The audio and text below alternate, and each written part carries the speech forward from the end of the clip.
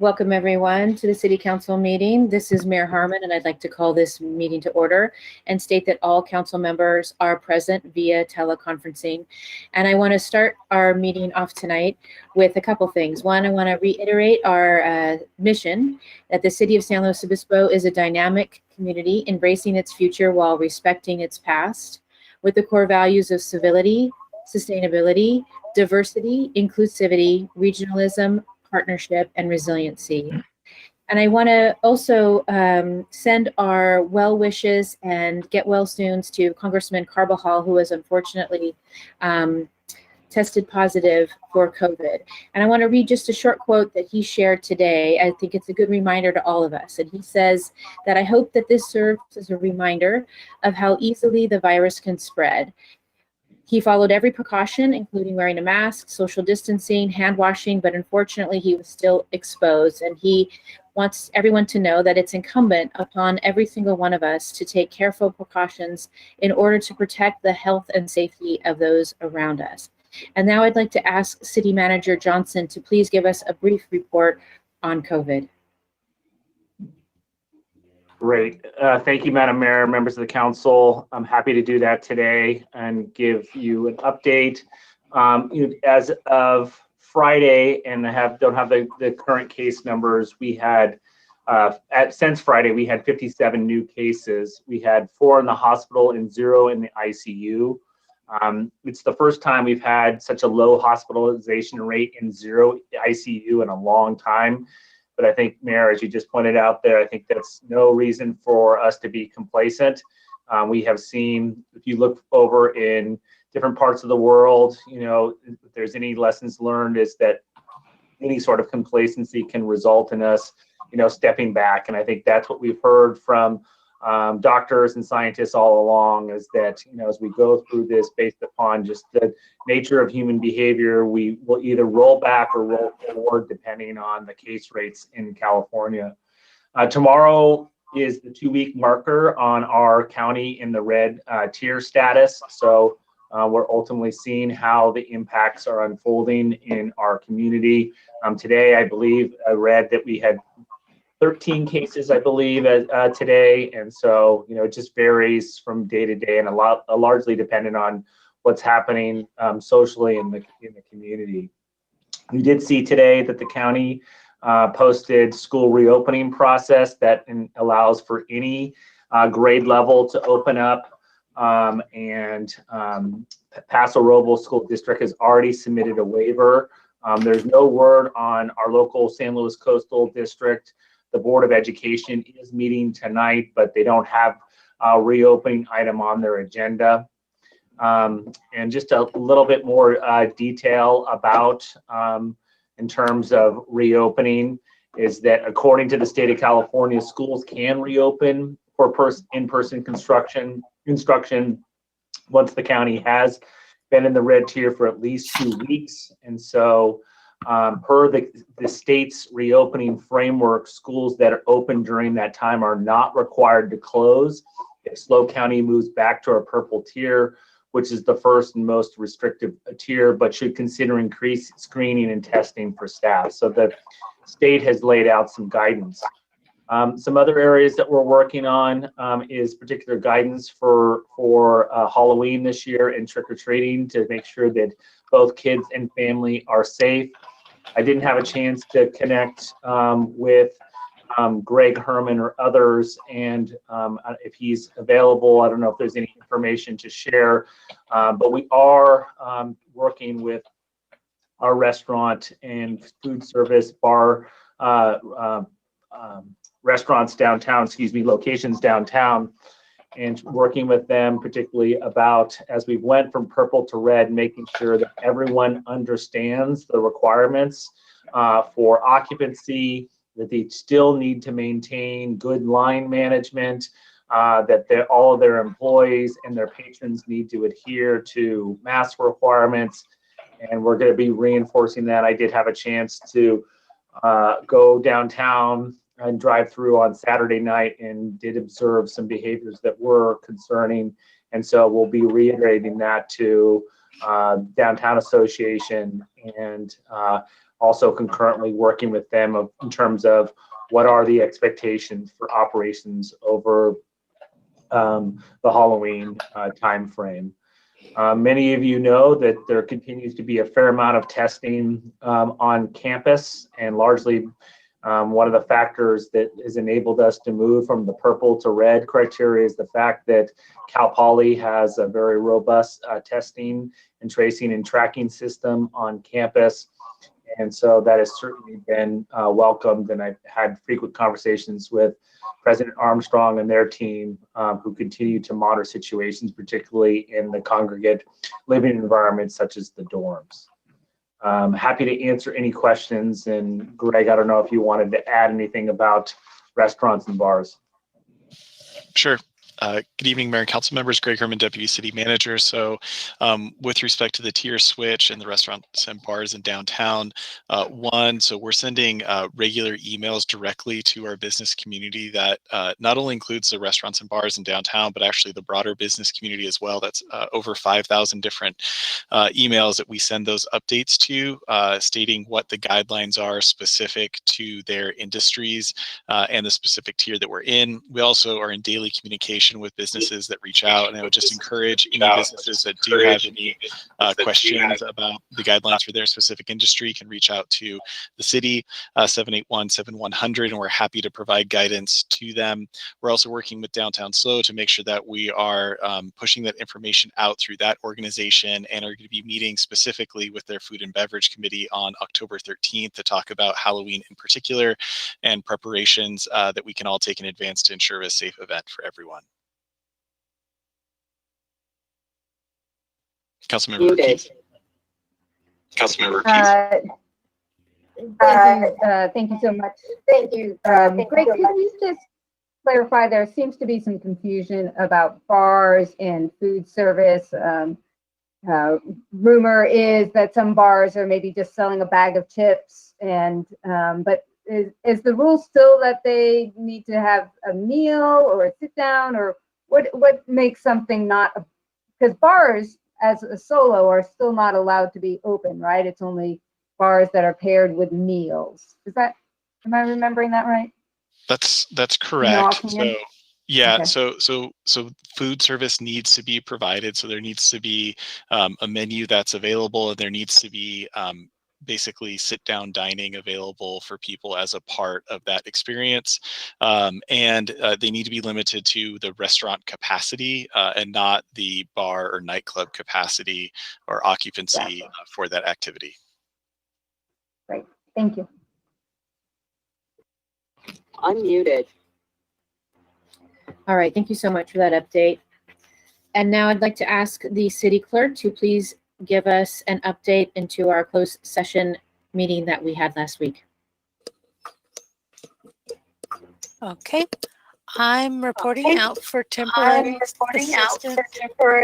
assistant city attorney Mark Amberg. The council met in closed session on September 28th, 2020 to review, consider, and finalize the written findings, decision, and order in the dismissal of a public employee, a police officer. Mayor Harmon, Councilmember Christensen, Councilmember Pease, and Councilmember Stewart each voted to approve the written findings and decision and order. Councilmember Gomez was absent from that meeting. And that concludes the report.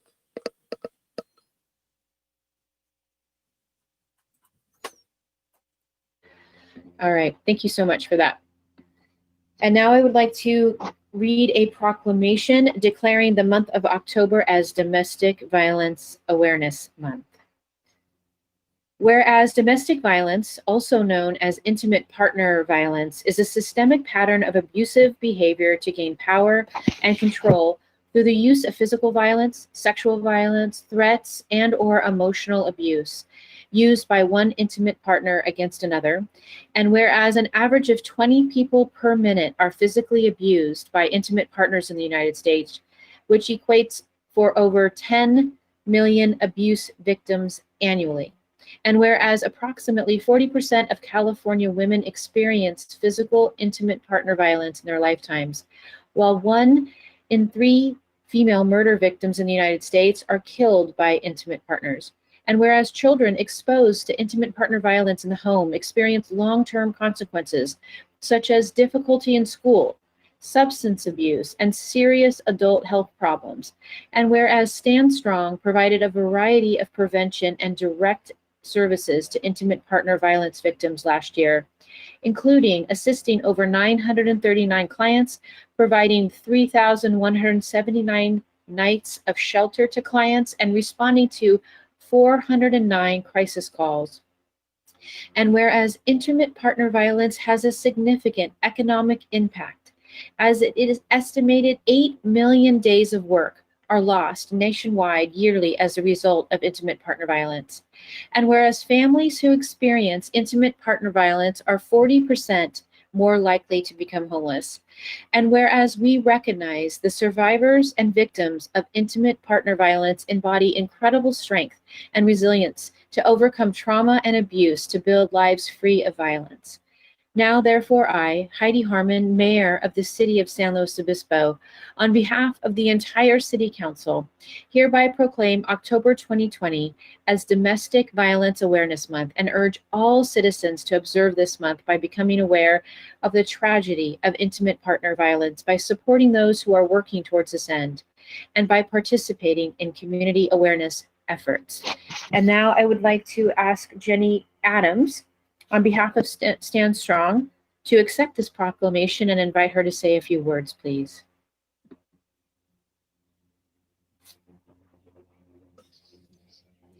Thank you so much, Mayor Harmon and council members. For 41 years, Stand Strong has been serving SLO County survivors and the children who love them. Our services have grown from one emergency shelter to a 24/7, 365-day-a-year crisis line with free translation services, including ASL, 10 units of transitional housing, legal assistance, counseling, Latina services, trauma treatment for children, and prevention programs in local schools. Compared to the same time last year, the need for our services is increased dramatically, likely doubling and tripling in many service areas. Because October is Domestic Violence Awareness Month, we are working independently and collaboratively with local partners to raise awareness of the sobering statistics and how to help. If someone tells you they are being hurt by their partner, please believe them. That's their first step toward healing and safety. They can get immediate help, or you can get information by calling our confidential crisis line at 805-781-6400 or by visiting standstrongnow.org. You can also find information on our website about upcoming events throughout the month of October. We also appreciate donations as they are essential to sustaining our work, especially now that SLO County needs have greatly increased due to COVID-related restrictions and job losses.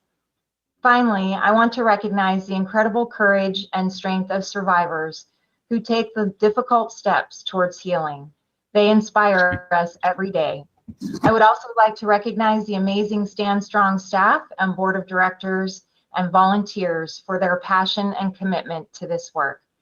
Thank you again for this proclamation. Please visit our website for more information or to donate at standstrongnow.org. Thank you so much. Thank you so much for all of the critical work that you and your organization does. Thank you so much for that. And now I would like to read another proclamation declaring the week of October 4th to October 10th as Fire Prevention Week. Whereas the City of San Luis Obispo is committed to ensuring the safety and security of all of those living in and visiting our city, and whereas fire is a serious public health safety concern, both locally and nationally, and homes are the locations where people are at greatest risk from fire, and whereas home fires killed more than 2,630 people in the United States in 2017, according to the National Fire Protection Association, and fire departments in the United States responded to 357,000 home fires. And whereas 2 of every 5 home fires start in the kitchen, with 31% of these fires resulting from unattended cooking, making cooking the leading cause of home fires in the United States, where fire departments responded to more than 173,000 annually between 2013 and 17. And whereas more than half of reported non-fatal home cooking fire injuries occurred when the victims tried to fight the fire themselves. And whereas children under 5 face a higher risk of non-fire burns associated with cooking than being burned in a cooking fire. And whereas the City of San Luis Obispo's first responders are dedicated to reducing the occurrence of home fires and home fire injuries through prevention and protection education. And whereas the City of San Luis Obispo residents are responsive to public education members and are able to take action to increase their safety from fire, especially in their homes. And whereas the 2020 Fire Prevention Week theme is Serve Up Fire Safety in the Kitchen, and effectively serves to remind us to stay alert and use caution when cooking to reduce the risk of kitchen fires. Now, therefore, I, Heidi Harmon, Mayor of the City of San Luis Obispo, on behalf of the entire City Council, hereby proclaim October 4th through the 10th, 2020 as Fire Prevention Week, and urge all city residents to check their kitchens for fire hazards and use safe cooking practices, and to support the many public safety activities and efforts that the San Luis Obispo City San Luis Obispo City Fire Department. Okay, I just learned a lot in that proclamation, and luckily I'm not a very good cook, so we're safe here in my house. So I'd like to ask Fire Marshal Roger Maggio to please accept the proclamation and say words. Good evening, Madam Mayor and City Council. I'm going to accept that proclamation on behalf of the Fire Department. Roger's listening in this evening. First, I just want to thank you for the proclamation and recognizing the importance of Fire Prevention Week. I first wanted to share with you, though, that we have been getting several of our personnel back, several of our firefighters back from the statewide fire siege. So just as I was leaving this evening to head home, OES 385 was just getting back from the glass fire. We're super thankful to have them back, and they did some really amazing work up there. In addition, Engineer Jekyll is also going to be back sometime this evening. So we're thankful for that. Really, in the last 6 weeks, our agency has really leaned in to support all the fires statewide, at least a dozen major fires that we've attended to. And we still have some firefighters out on the line that we're looking forward to get home shortly. So, just as a reminder to all of our citizens and community members, we really encourage you to prepare now and to go to our website and check out our Ready, Set, Go program, along with all the other preparedness information material we have. So as you mentioned, this year's Fire Prevention Week focuses on cooking safety. Home cooking fires represent the leading cause in U.S. home fires, with nearly almost actually half of the home fires involving cooking equipment. Most of these fires are highly preventable. So as the public continues to avoid restaurants and opt to cook at home because of the COVID response that we're in right now, the likelihood of increased fires in the home is definitely going to be up. So just some real basic tips to reiterate and point out is just being alert, keeping a close eye on what you're doing when you're cooking, never leaving the oven or the stove unattended. Keep anything that can catch fire at least 3 feet away from your stovetop. Turn your pot and pan handles inward so that they're not tipped over where you could burn yourself or someone else in your home. And then if you have a stovetop fire, just the quickest thing you can do is turn that burner off, cover whatever that material may be. At all costs, avoid putting water on any type of pot or pan that may have oil or some type of grease in there, because we know that can be very explosive. If you're unable to control the fire, exit as quickly as possible with your family members and initiate 911. And the same goes really for an oven fire as well, is to turn the oven off, keep the door shut, evacuate your family, and call 911. So again, we thank the City Council for all your support and really want to ask the community to be aware of the fire dangers in the kitchen. And we encourage everyone to please visit our website. We've got a lot of wonderful material on fire prevention, fire safety, as well as preparedness information. So thank you again for your time this evening. Thank you so much, Chief. Chief, I'm sorry, you might have mentioned this, but can you mention it again, where folks can go to get more information about how to be fire safe, both in the context of what you just mentioned with the kitchen fires, but maybe in the bigger context of Ready, Set, Go? Can you mention that one more time? Yes, yeah, absolutely. So on our fire department website, so on the city's a website under the fire department, we've got three main areas. So one would be under fire prevention would be general fire safety information. So candle safety, just safety within the home, cooking, fires, etc. And then also under that tab, we also have our Ready, Set, Go program, and that is our wildfire preparedness program. We're an interface community, and it's really important that our homeowners take their preparedness very, very seriously as to what they can do to prepare their home, prepare their family, and have a plan in the event that they need to evacuate during a major fire. And then lastly, under disaster preparedness, we have a wonderful amount of information from earthquake safety, establishing your 72-hour kit, and how you can prepare yourself for any major disaster that we may encounter here in California. So we just encourage everybody to go to the city website under fire, and under the fire department tabs, all that information is available there, along with some really good videos. Perfect. Thank you so much. Councilmember Stewart. I just wanted to personally thank everyone in the fire department as I've watched so many people leaving. I know this is the normal thing and the firefighters go everywhere, but my family happens to be in Sonoma County, and watching everyone just have to leave immediately and the firefighters coming in and risking their life, I'm just extra thankful, and just really encourage the whole community to have your go bag ready. In Napa and Sonoma, I mean, when they had to go, they had to go. And if you want to get something that you didn't think about later, it's just too late. So just really encourage people to get their bags ready. Thank you. All right. Thanks, Chief. Thank you so much.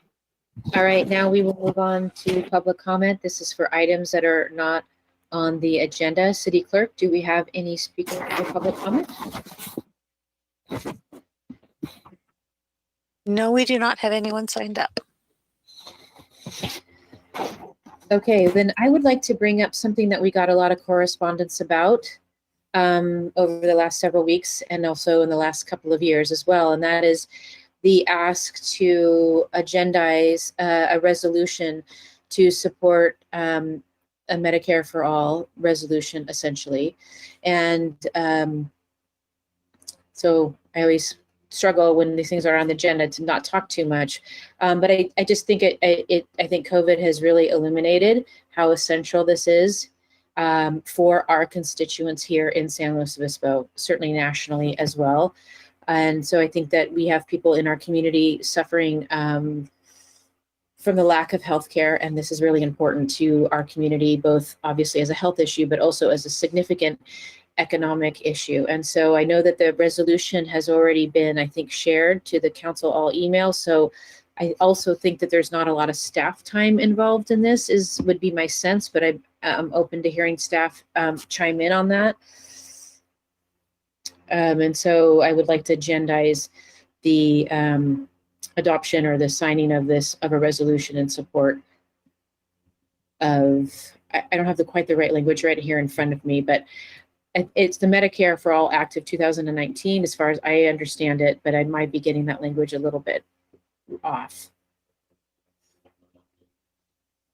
Councilmember Pease?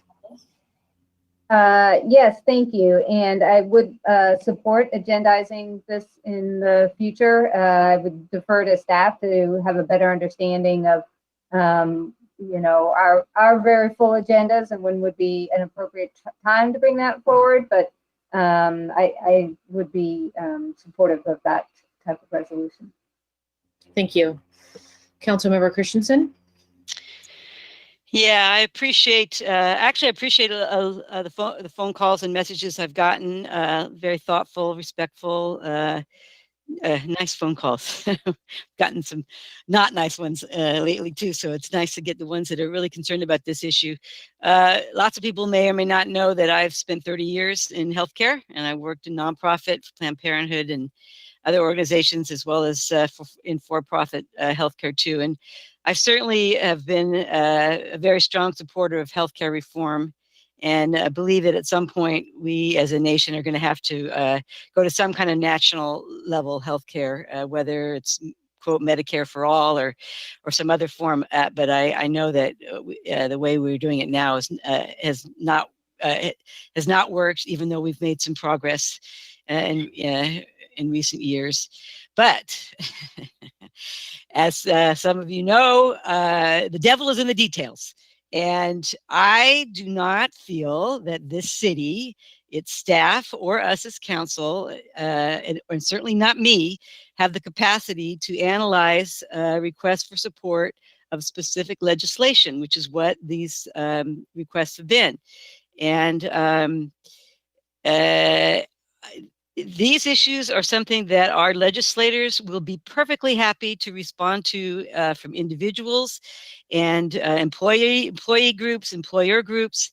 They don't need to hear from us as a city. I don't necessarily think that that's useful, but more to the point is I don't feel it's appropriate for us as a city council to support specific legislation when we do not have the capacity or the expertise right now to analyze and say that this is the thing that's the best for our community. I think there's a lot of different approaches. Again, devil's in the details, and there's a lot of different opinions out there as a public. So while I'm very supportive of healthcare reform, and I certainly appreciate the urge to have San Luis, be an advocate. I am not supportive of agendizing this matter, and I do not think that we've talked about this before. I just don't think it's appropriate. So, Any other council member Stewart? I would love to know, obviously not this moment, this is not agendized. I would love to know from staff what kind of time they feel the resolution would take before I'd feel good about moving forward.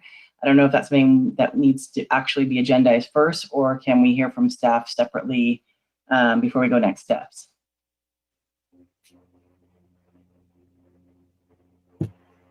You're muted, Darren. You're muted. If you want to hear from staff now, or if you want to hear from all the council members, but happy to chime in. To be honest, staff hasn't spent any time looking at we've just acknowledged the correspondence. We haven't looked at the bill. We haven't looked at the resolution. So I could not tell you today how much time it would take. I think that it depends on what the expectations are of whether you want us to analyze the bill or if it's a general statement. I think there's different ways to go. Just to give you perspective, typically how we've done this is we can provide information to the council via memo, the amount of time we think it'll take to prepare the resolution and look at the bill. And then we can hear, and then via email, you can get back to us and let us know if we can see if there's a concurrence of members interested in agendizing this. By way of background, we're in packet production mode right now for the 20th. So likely unable to make the 20th. And then recall that the council is taking a little bit of a break. And then so your next meeting is until the 17th of November. So we've got some time between the meetings. So I just wanted to give you that perspective as you weigh through whether you want to agendize it. And I just want to emphasize, unlikely that we'll be able to do the work between now and the 20th. But we certainly, if there's consensus, we could bring something forward on the 17th. And we could prepare a quick memo of how much time we think it'll take. I mean, I'd like to see that first. I think that's really because I think as we're talking about, I don't know what else to do. Why it's echoing. As far as HR 1384, I'm not necessarily saying to analyze the bill itself, but looking at more of the resolution and looking at what we could support our congressman. That's more of what I was looking at. So if that can be thought of during the memo discussion, that'd be great. After going through the agenda review, obviously we have a very packed agenda over the next few meetings, and definitely understand how we have to have some space there too. if it's the will of the council, I can certainly take a look at what's come forward, see if I can find that resolution tonight. And then while the council's meeting tonight, at the conclusion of tonight, perhaps I can caucus with both Assistant City Manager Stanwyck and Deputy City Manager Herman, and we can give you a rough time frame and give you a sense of what the trade-offs if we think it'll be a significant amount of time. I'm muted. But So Madam Derek, Mayor, may I ask can you for some clarify what you're saying? Madam Mayor, may I ask for some clarification? Sorry, ahead. some clarification as to, so I'm hearing at this point a majority of the council that is interested in receiving additional information and or agendizing a resolution. I'm not clear on whether there is a desire on behalf of the council to have any substantive analysis of the bill done and whether that's what's expected in a memo. I've only heard from Councilmember Stewart. My understanding of what Councilmember Stewart says is that you are not interested in a substantive analysis of the bill itself, but some indication as to whether or not there would be a low-level staff effort that could bring a resolution of support of the congressman and the concept forward.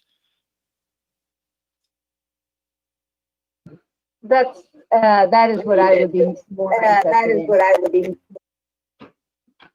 The low staff effort, a little bit more conceptual support for the bill, recognizing that our congressman has put his support behind that particular piece. Yes, I'm with Councilmember Pease on that.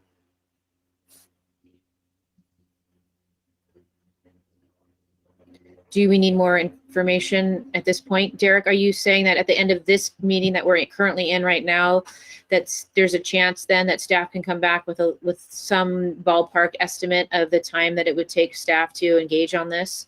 The resolution is already written, is my understanding. We have all, I think, read it. So at the end of this meeting, you would be able to come back with that?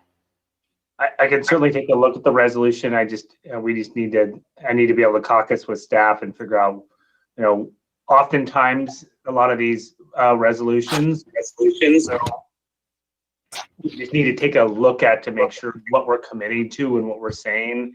And I certainly wouldn't want the council to be or recommend committing to a bill that we don't understand and have fully read. So I just needed to look at the details of the resolution that was sent as a template. Okay, great. Thank you. Was there anything else from my colleagues? And there was no public comment. So with that, then we'll move on to the consent agenda. This is for Councilmember Pease. Sorry, I do, just because we have struggled to have people come to participate actively during council meetings.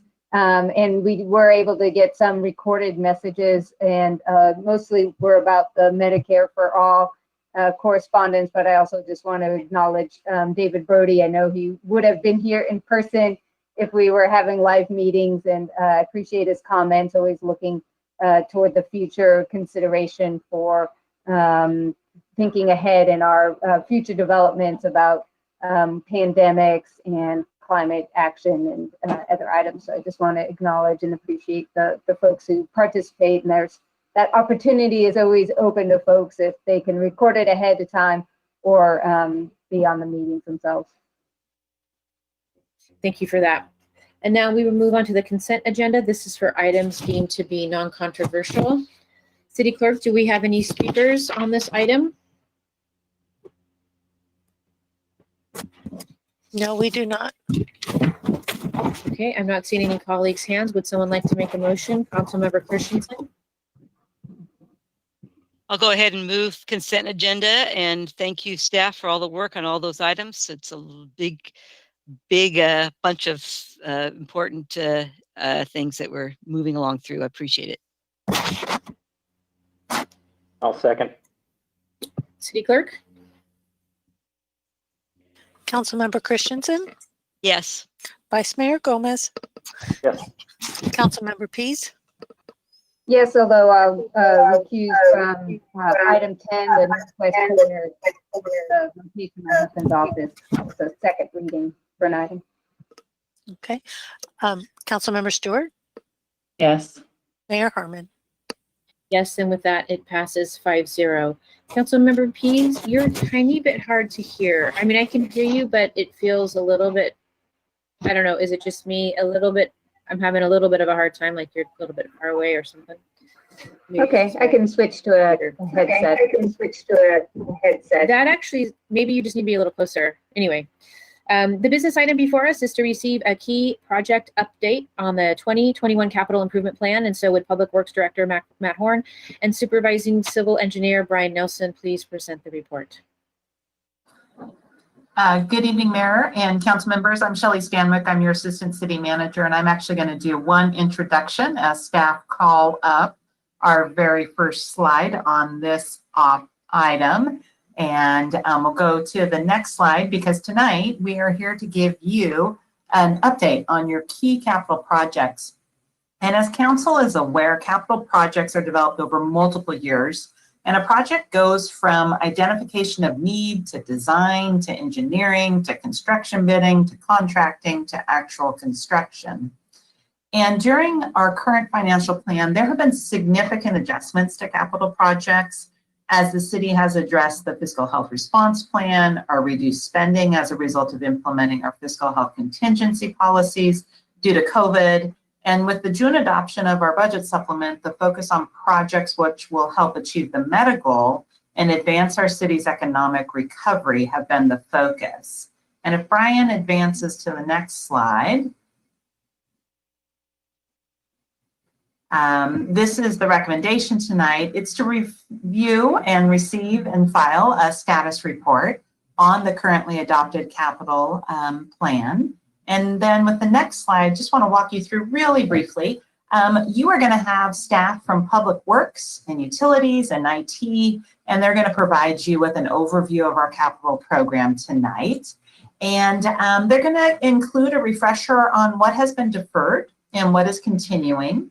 And they're going to provide you updates about specific city projects and some private development projects. And then they're going to talk about the economic impacts of our capital program.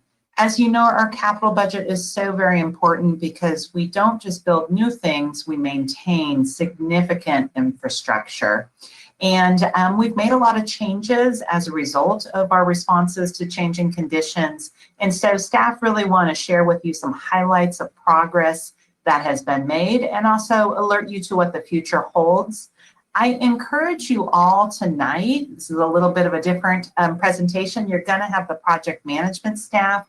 They'll be presenting their specific projects, and as they do so, they will welcome your questions. In fact, they love to share the information that they have, and so if you have questions, do take a pause and ask them. And I am going to turn it over now to Public Works Director Matt Horn to start this presentation off, and staff are going to go through project by project.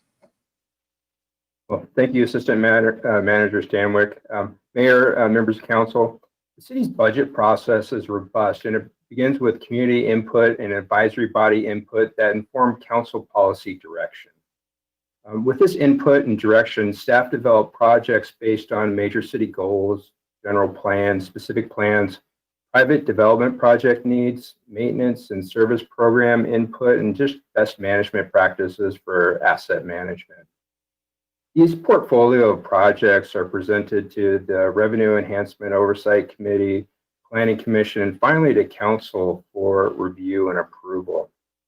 Once the CIP is approved, project management and design oversight responsibilities are completed by the CIP engineering program, utilities engineering and project management staff, transportation planning and engineering, IT staff, or one of our maintenance programs completes projects, or 3 of our maintenance programs complete projects too. So our fleet maintenance programs buys lots of vehicles, facilities maintenance, and parks do some of their own projects as well. Once the projects have been designed, permitted, and construction documents have been prepared, the work is let for bid.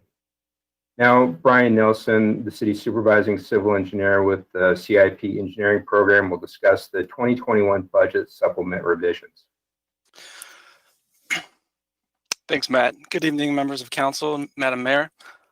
This slide that is up now demonstrates the project prioritization flowchart that we created, which I will show the various categories here as I proceed. But basically, as part of the 2021 budget supplement, CIP Engineering and Finance had to reevaluate the capital projects budgets based upon the increases in construction costs we've seen over the last several years, as well as the reductions in revenue I've seen with the COVID-19 pandemic.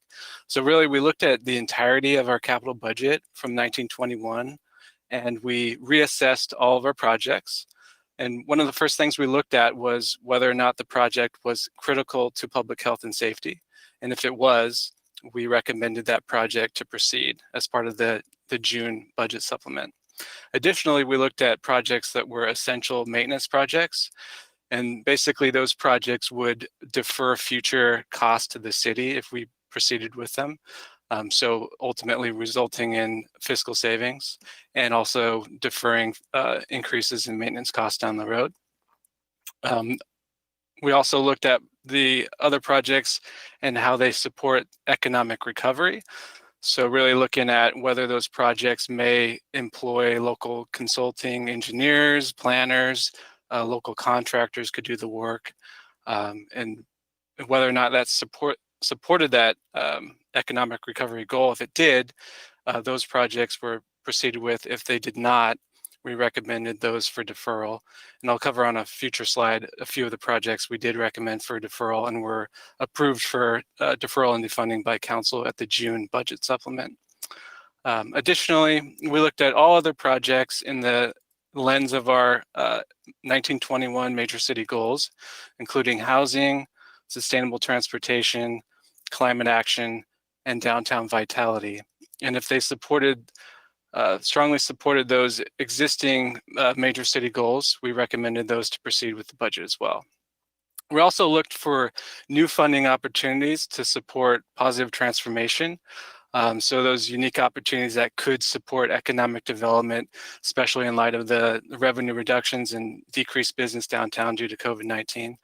And if it did support those potential positive changes, we recommended those as new projects or supplemental funding for projects as part of the budget as well. The supporting goal for all of this was fiscal responsibility, and we wanted to proceed with the work that really has a positive impact on the community and supports the economic recovery of the community moving forward. So really, part of that that analysis really summed up into a meta goal that we called the economic recovery and resiliency goal. So really, basically all the projects that we have moving forward support that goal. And, and really how we classified the projects in the budget supplement were in three categories. The ones that we're proceeding with currently were recommended to proceed either in construction or planning and design. We also had a list of projects that we were holding funding, not expending it, but holding it for potential future funding stimulus. That way we could use grant money or state money or some other funding source to supplement or replace the city budget component of those projects. And then we also came up with a list of projects based on that prior flow chart I showed you, where we recommended them to be deferred and defunded to support the reductions in revenue that we were seeing. So this slide just goes to show that all in all, we still have 243 CIP projects that we're currently working on that were approved in the budget supplement, and a total budget of $207 million. Part of that, that total includes the reduction, so no longer includes 45 projects, including Laguna Lake dredging, some fleet replacements, Farmers Market Bollard project, some maintenance at Sinsheimer Stadium, and a future phase of the Anhone Greenway. We also had new and supplemental projects totaling 27 projects. Those included those positive transformation opportunities to support economic recovery, such as the downtown parklets, installation of banners and signage downtown to create that downtown vitality, improvements to pedestrian safety, and then bike and ped quick build projects, and then some additional funding to support the Orchid Tank Farm roundabout. So drilling down a little bit closer on those numbers. So we have 243 total capital projects. Of those 243 projects, 35% are funded through our local revenue measure. It's 85 projects. Another 17% are funded through general capital outlay. So those are general funds. And then the remaining 48% are funded through our other funds, including water, sewer, parking, transit, and development fees through the TIF. Of the $207 million capital budget, 65% of that is sewer funded capital projects. So that the largest share of that is the $110 million wharf upgrade project. And then there's a multi-million, I think somewhere around $15 million in water treatment plant upgrades, as well as some other sewer and water projects as well. So basically what this shows you is that 19% of the funds go to support 52% of the total number of projects. So it's a little bit of a swap. And then Luke Schwartz will help me present the next slide and the next several slides for his group's projects. Thank you, Brian. Good evening, honorable council members. It's a pleasure to be here. Luke Schwartz, Transportation Manager. I'll start off with an update on a couple of transportation projects. The first one being development of the city's first active transportation plan. This represents not only an update to our 2013 bicycle transportation plan with a lot of exciting additions. For example, protected bike lanes or cycle tracks were not supported by Caltrans at the time we created our last bike plan. So they're totally missing from the toolbox. There's a lot of other really interesting and effective design strategies that just aren't part of what we're doing in our current bike plan. So exciting opportunity to update that and also incorporate pedestrian transportation planning and design for the first time in a comprehensive planning document like this. You're participating and are aware of the outreach we've done over the last year and a half. We'll be coming back with a draft plan for public review in a couple weeks here, and returning to City Council first half of December to present the plan for your review and hopeful adoption. We've spent about $140,000 in consultant budget for that, combined with our parallel effort to develop and get the policy framework in place for a potential bike share program in San Luis Obispo. So we'll be returning at that same December meeting with an update on that, including the framework for that policy, a draft RFP for a potential bike share vendor, and then just an update on where the state of the practices for bike share. Like a lot of things we're doing in other industries, it's been significantly impacted by the COVID pandemic. So that'll really play into our update and request to council for how you'd like us to move forward. Excuse me. Next slide, please, Brian. I'm sorry, Luke, did you just say a request to council as to how to move forward? Yeah, so we'll be coming back in December for both presentation of the final bike or active transportation plan. A second item is on bike share. So coming back saying, here's how we've incorporated the policy guidance that we took from council's direction at the study session last year. And then we'll be coming back with basically, here's where the state of bike share is right now. Here's what a bike share system would look like in SLO to incorporate that policy direction. And we'll have a draft request to vendors ready. And if council says, yeah, we think that it makes sense, we want to move forward, that would be the next step. But part of that discussion is going to be what is the real financial market right now. A lot of systems in the past couple of years have been running on a no subsidy market, and that's really being impacted by the economic situation right now. So we'll be giving you an update on where the facts are, what does the feasibility look like of a non-subsidized bike share market in SLO. And if it is going to require some side of subsidy, that might change the approach that you direct us as staff to move forward in procuring a vendor. And then obviously you'll be incorporating the lens of pandemic with sharing anything, I suppose. at this point, we're looking through that lens in everything we're doing. So absolutely. Okay, great. Thank you for that clarification. Thanks. Next update, another really exciting project, the Railroad Safety Trail, the next segment, extending where the Railroad Safety Trail terminates just south of Cal Poly near Taft Street. We're going to be extending that south across the 101 overcrossing, and then with the new pedestrian bicycle bridge crossing over the railroad over to Pepper Street. And so that's really another critical leg. This project's been in the planning process for nearly a decade and going through years of negotiations, design review with Union Pacific Railroad, the state of California for right-of-way behind the CHP property, and private property owners.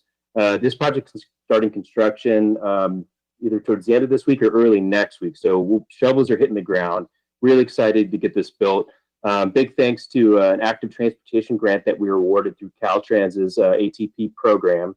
The total project cost is about $6 million, and Caltrans is covering more than half of that through that ATP grant. As I mentioned, construction starting this month. It's going to be about a 6 to 8 month construction schedule. So we'll be sharing lots of progress photos over the next several months, but you can look towards middle of next summer to be able to get on your bike or throw on your running shoes and jog across this new extension of the trail, which is going to be fantastic. Next slide, please, Brian. Another interesting project, Orcutt Tank Farm Roundabout. We get a lot of questions over the last couple of years as we've seen traffic levels grow on the south side of town, and this intersection is a frequent question mark. We've seen queues and delays increase in the afternoons as this becomes a more popular commute route for South County commuters heading down Orcutt and into the county to bypass ongoing congestion on Highway 1 in the afternoons. So the scope of work of this project is to reconstruct the existing unsignalized intersection as a roundabout, similar to the roundabout you'll see just to the west along Tank Farm and Rigetti Ranch Road that was constructed about a year and a half ago. The budget for this is about $3.67 million. That includes contingency and construction inspection support. The milestone that we're at right now is the 100% designs are on our desks going through final review. A couple of critical path items that we need to check off before we're ready to advertise this project for construction. One is we've been working with PG&E over the last year or so to get design and get them started on undergrounding the electrical utilities that need to be relocated before we can construct the roundabout.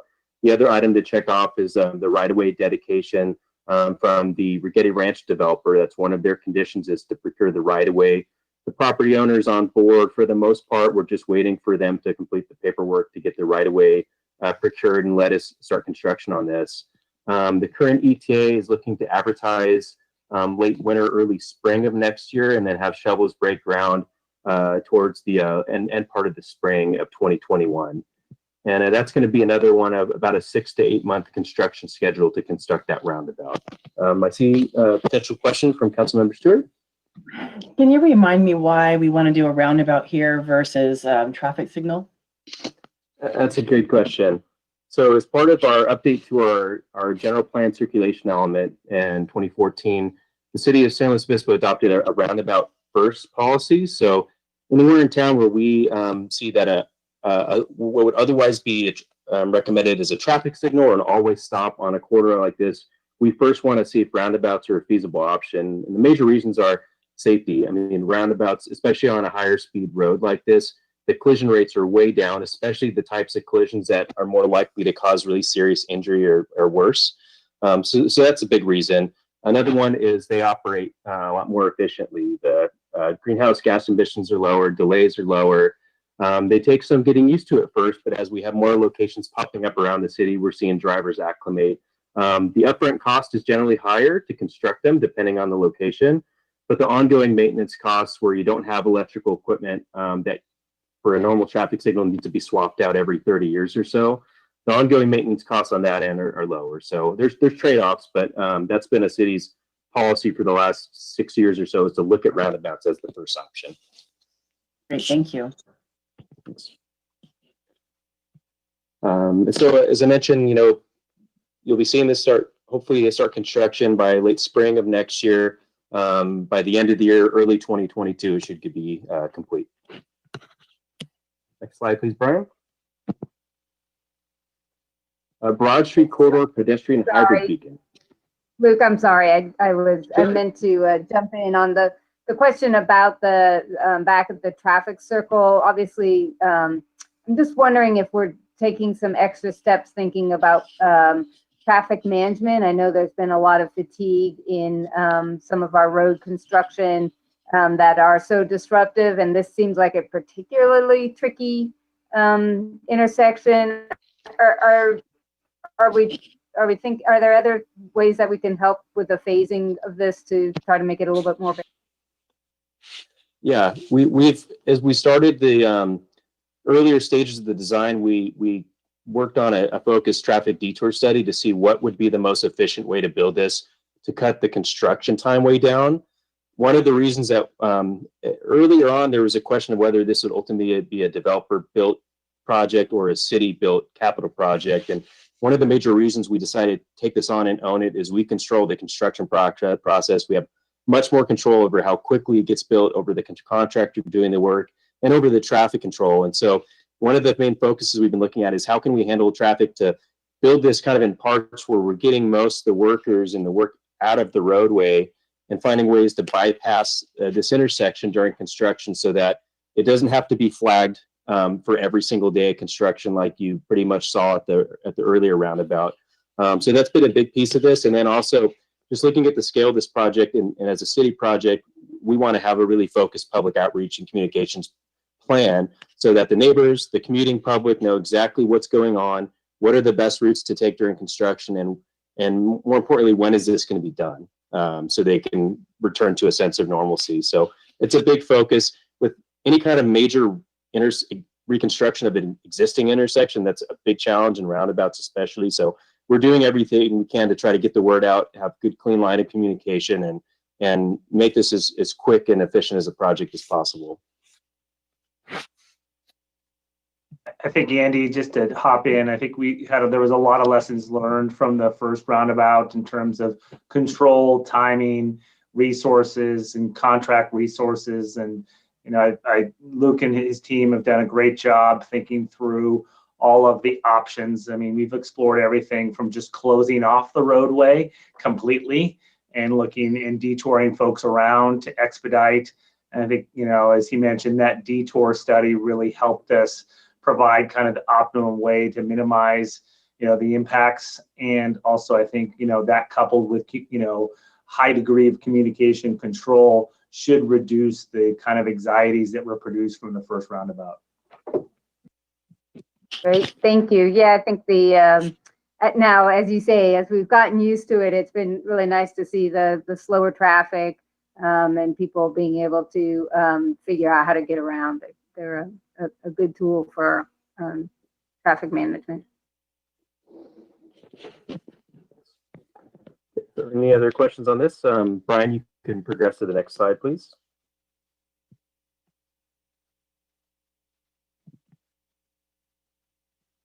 Broad corridor pedestrian hybrid beacon. So years ago, we adopted a Broad Street corridor plan that identified land use, future land uses, and transportation improvements along that stretch of Broad Street between South Street and Orcutt Road. If you know that area, it's a wide road, really busy, fast traffic. And if you live in the neighborhood, you know that there's not really a great place to cross if you're walking or on a bicycle or even trying to get out some of the side streets as a driver. The scope of the work includes installing the first real controlled pedestrian crossing along that stretch. It'll be at the intersection of Broad and Woodbridge. It's going to be a pedestrian hybrid beacon similar to the one that we installed last year on Foothill and Farini. Again, this is a newer type of device, so we'll be doing educational videos and passing out as much information as we can before we turn it on. What's nice at this location is this is identified in the future for a full traffic signal. It's not warranted yet, but the equipment that's used for a hybrid beacon is essentially the same equipment. You just operate it slightly differently. So we're getting the infrastructure in place that when the signal is warranted in the coming years, we can flip the switch with a couple of minor upgrades and have it ready to operate as a full traffic signal. The project costs about estimates about $420,000, including curb ramp upgrades, all the signal upgrades, and we have the 100% plans about ready to go. Getting close to advertising for construction. A portion of this project is funded by Urban State Highway Grant. That's funds that are administered to the different cities in the county by SLOCOG. We'll be coming back to council on the 20th of this month to update our cooperative agreement with SLOCOG that just establishes the rules and methods for receiving this grant. So as soon as that is approved, we'll be looking to advertise this. Considering delays for signal equipment and poles, or at least not delays, but lead times, we'd be looking to start this next summer in the construction process and get this. And this is one of the most popular questions, or I guess desires, that were identified in the outreach process for the active transportation plan. Was people that live along this neighborhood said we need somewhere safe to cross. So we're really excited to move this project forward.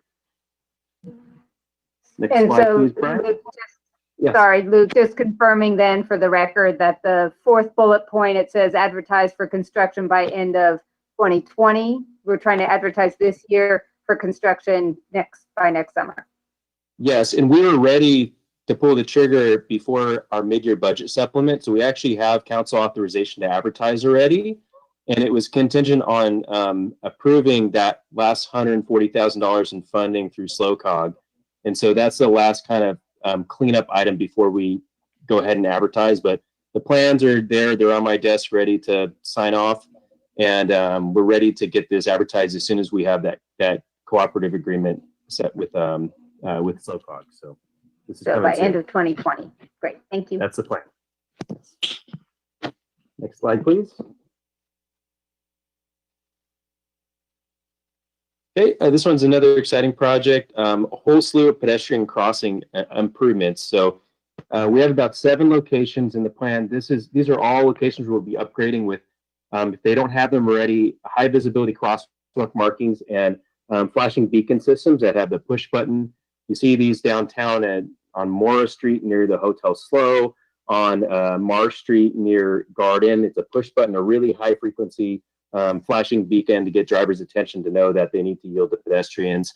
A couple of locations on this list have been in high demand for years, including the crossing at Tank Farm Poinsettia by the Marigold Center, at Johnson and Sydney crossing, upgrading the kind of older passive beacon system that's out there. It's an elementary school crossing, and getting something that's much more vibrant and effective. We have several other locations on here. Several of these complement the neighborhood greenways that are getting installed right now as part of the summer sealing program. So those will really make the couple of crossings where you need to cross a more high traffic arterial or collector street, to put in a system that makes it a lot easier to cross as a pedestrian or bicyclist. The budgeting for this includes about $200,000, includes some of the funds from our annual bicycle facility account that the Active Transportation Committee has approved and wants to proceed with this project. We're at about 65% design right now. We will have one of the crossings going in either later this month. The equipment should be in this week at Monterey and Buena Vista. That one, it's really just putting the beacons on poles that are out there. It's pretty simple install. The rest of these we'd be expecting to go in early next year. Any questions on that? No? I think that might have been my last one. Brian, next slide. Oh, a couple more. Ann-Home Neighborhood Greenway, as Brian mentioned earlier, the last phase of this project, which was in our 2021 through 2023 financial plan, or sorry, 2019 through 21 financial plan, was deferred as part of the supplemental budget due to funding resources. However, we still have the budget and are planning to move forward with what we're calling Phase 1B, where Phase 1 was the Foothill Freeney crossing that we completed.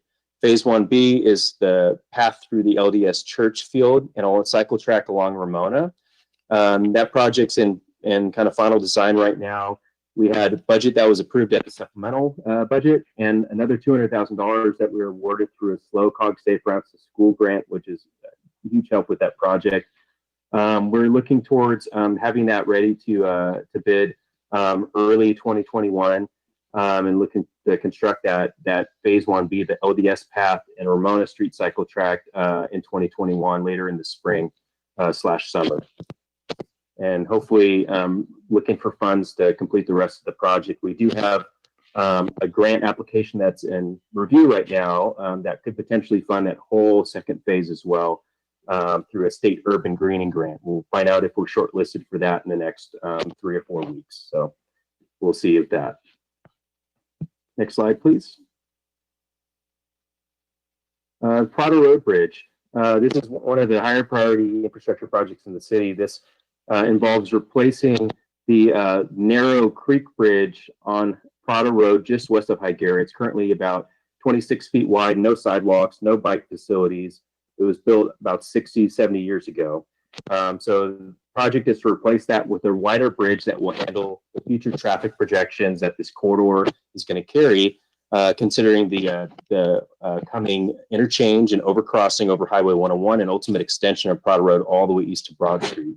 The project will incorporate pedestrian and bicycle features, physically separated bike lanes and pedestrian facilities, as well as reconstructing the intersection of South Higuera and Prado to add additional capacity and to configure the intersection as a protected bicycle intersection, which provides benefits for drivers, transit vehicles, improved flows through this intersection, as well as people on foot and traveling by bike.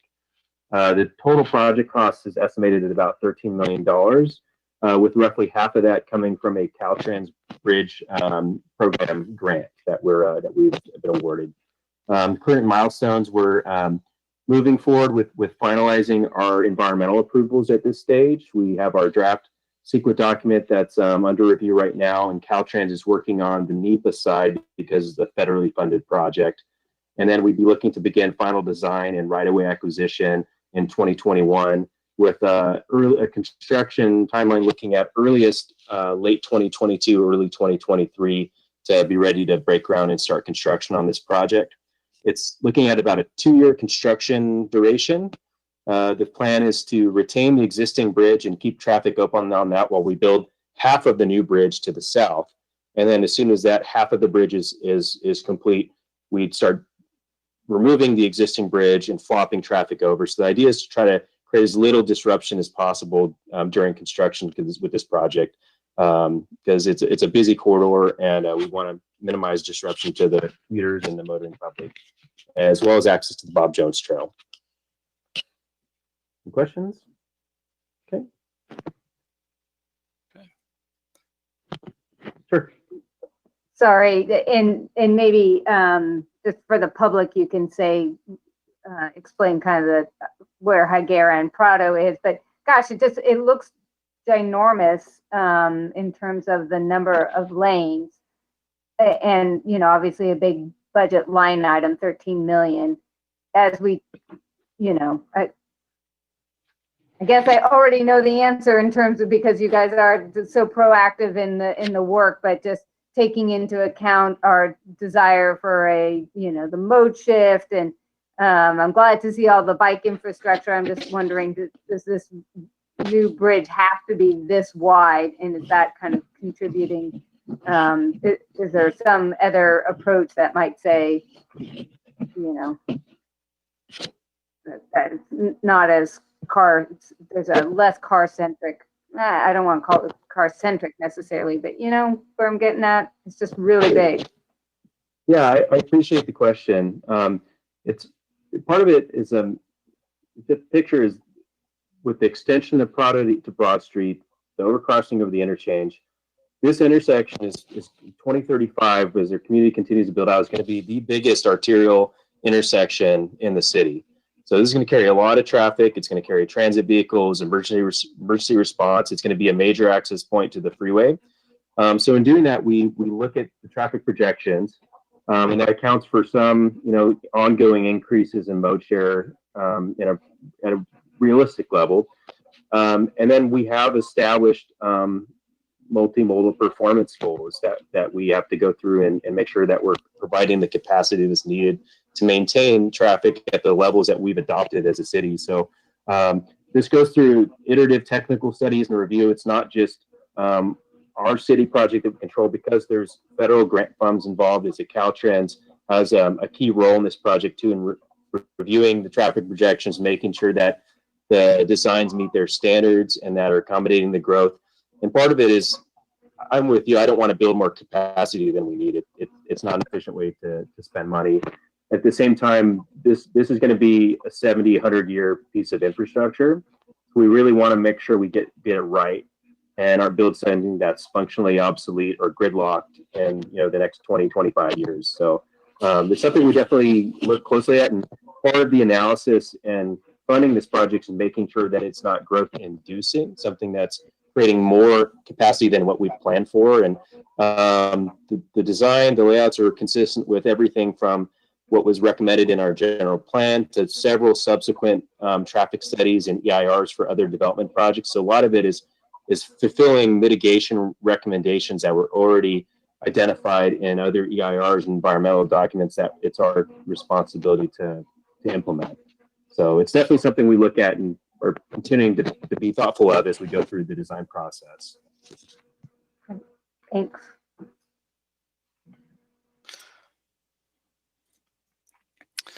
Okay, the next project that I'll be covering is the Prado Road interchange. As Luke alluded to, the need for this interchange, including the improvements to South Higuera and Prado Road, are based on the projections and traffic impacts as the city develops, including development of the San Luis Ranch, a community right there across the bridge.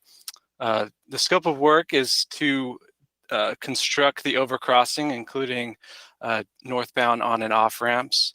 The bridge will include 5 lanes and separated bike facilities.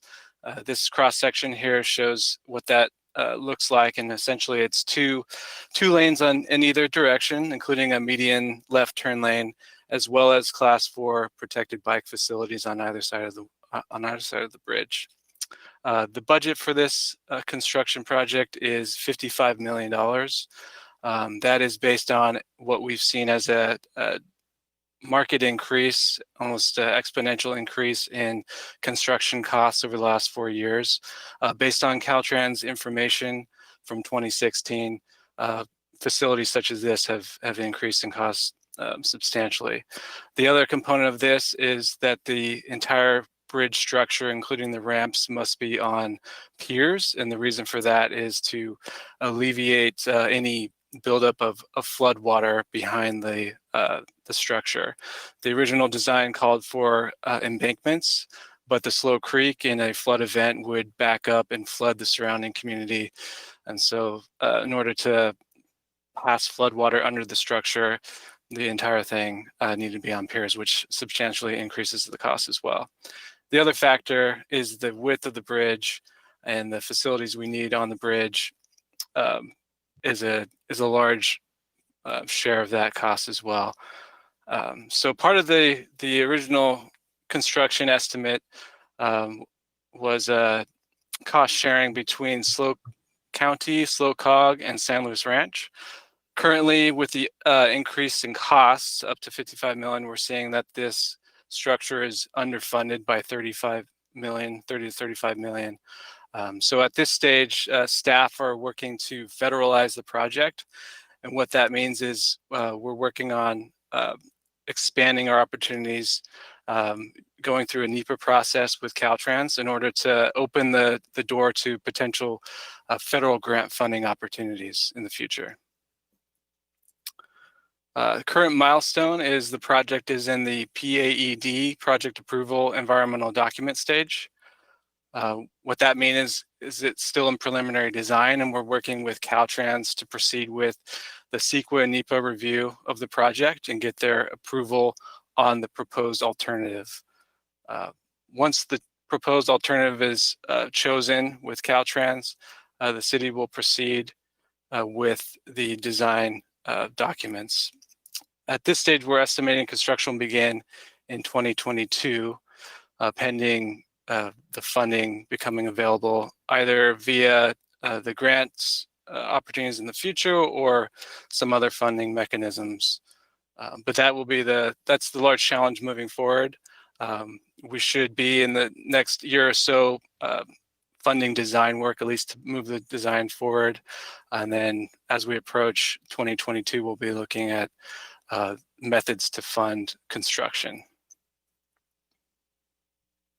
The overall time frame for this work, assuming we start in 2022 is a 4-year construction window with completion in 2026. Can you hear me? Yeah. It looks like Councilmember Christensen has a question. Go ahead. Yeah, I just had thank you, Mayor. I just had a quick maybe not so quick question about costs. I know I can see that some of the costs are because of changes in the design that are required, but my question is kind of more general about all costs. And that is, during the last recession, we saw construction costs actually go down by quite a bit. Bids went down. And then, of course, as the economic boom hit, construction costs were consistently over our engineers' estimates. But then this last council meeting, or one before that, we approved a project where, for the first time in a long time, the bids came in at under engineers' estimates. And do you think there's any possibility? I mean, again, this is just kind of to let folks know that things do change. Do you think there's any possibility that, given the economic downturn that we are seeing and we expect to see, that we might see slightly lower costs than what you're talking about here, and maybe on some of the other projects, or is that just kind of wishful thinking? Yeah, currently we're not seeing much of a decrease in construction costs. That may be realized in the longer term, but we haven't seen a slowdown in private development work. Contractors are busy. We're still getting, 5 or less bids on a project. And Okay. so, just the fact that contract labor is hard to come by, and it still is, despite the COVID-19 pandemic, that's the main reason for the increase in costs that we've seen. So, and the number of projects we bid in the last 6 months, I haven't seen a drastic reduction. We have seen projects come in under estimate, but we've also increased our estimates over time to, to adapt to that. So, yeah. So, okay. Thank you. I mean, I'm not complaining that people have jobs and are able to get work. So that's the good side of that. So, all right. Thank you. I just thought I'd ask. Thank you. Aaron? And Councilman Christensen, I just wanted to follow up with that, is that, I think there are over 50 bridges being built in LA County. And so this is one of those areas where Caltrans keeps an index, and the index has been fairly kind of moderate for most construction projects. There's a special index for bridge construction, and it's done this in the last couple of years. It's gone virtually straight up. And so a lot of that is concrete, steel, and then there's just there's just not a lot of labor out there in this specialty type of construction. So this one has defied the other metrics that we typically use to kind of monitor, cost escalation increases. Yeah, the other challenge with this project is how it integrates with the intersection and bridge replacement that Luke mentioned on the previous slide.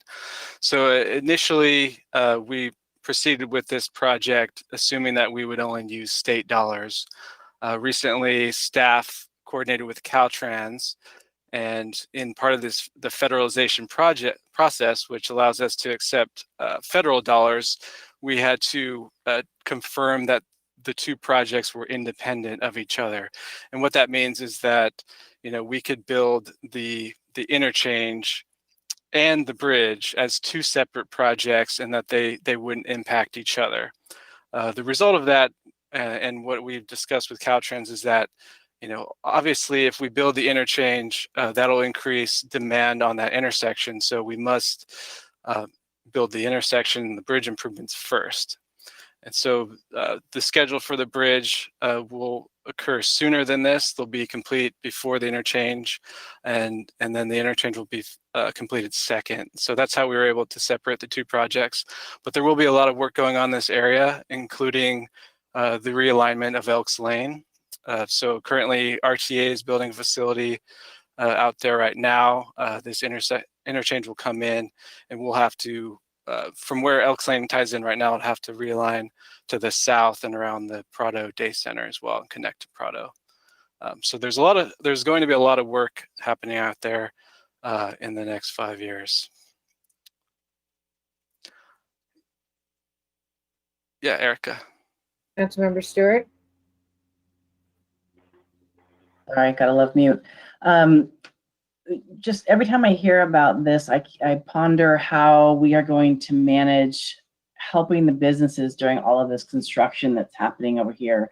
I know this is the CIP update, not necessarily that same conversation, but I just worry as we have economic recovery as a challenge and businesses struggling, if we're building so much at the same time and not helping people get around with, better detours or something of that sort, how will we kind of manage this process? Yeah, that's something we'll have to look at really closely in the design. Right now, we're in the preliminary phases, so we're really looking at what the layout of the bridge is and what the impacts are to the surrounding area. And so as we develop the design documents, we have a measure of control over how this is phased. And so if it makes sense to build the structure first and on-ramp second, or whatever makes sense to provide access to the adjacent businesses and alleviate any increase in congestions, we can certainly incorporate that into the phasing of the project. That's really our best tool to mitigate those impacts. Thanks. Any other questions? I'm not seeing any. Okay. The next slide is Pomnapomo parking garage, excuse me. Scope of work for this is to replace the existing surface lot with the new 5-story Pomnapomo parking garage structure. The design budget for this is $1.8 million. We're currently working on 95% design documents. We'd initially projected breaking ground and demoing the site this year. However, the project was delayed during the COVID-19 reassessment of the capital priorities. So currently we're still in the design phase. We're projecting completing building department review level documents by early next year. We're also going to be coordinating with Slow Rep on how our delay in schedule impacts their plans for their new theater adjacent to the structure. Currently, our estimated cost for construction is $40 million.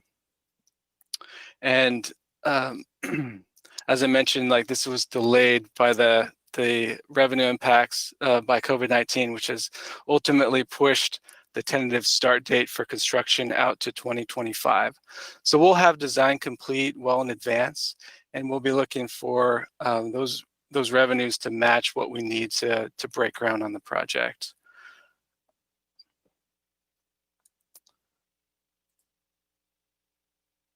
Sorry.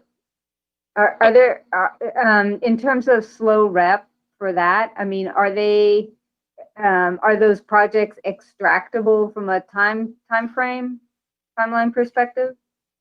Yeah, in our conversations with Slow Rep, they really need the garage to come in first. So if you're talking about phasing of each building, yeah, the garage needs to come in first, because part of our work with Slow Rep was based on us preparing the site and improvements for their facility. And there's also a shared foundation, and the two buildings are close together. There's more excavation necessary for the garage itself. So in some preliminary talks with them, it sounded like they were willing to hold back on their portion because it was necessary for the garage to come in beforehand. But as I mentioned, we are still planning to do some more coordination with them, and then we will also be looking at modifying the city's agreement with Slow Rep on how we time and phase those projects as well. And if I could just add one thing, and Derek may want to add something as well. We put kind of a worst case scenario for construction start. As you note, Brian mentioned that the design plans are almost done. And so we'll be ready to move forward with this project if demand and revenues go better than projected. If they continue as they have been, we may be delayed from obviously our original construction start, but we will be ready with a project, and so we can go at any time. And so a lot of this is just going to depend upon how quickly we recover. And so the dates at this moment in time were our best guesstimates. But we want you to recognize that they can change depending upon changed conditions. And as we've learned in 2020, those are changing very rapidly. So just wanted to embellish what Brian has said.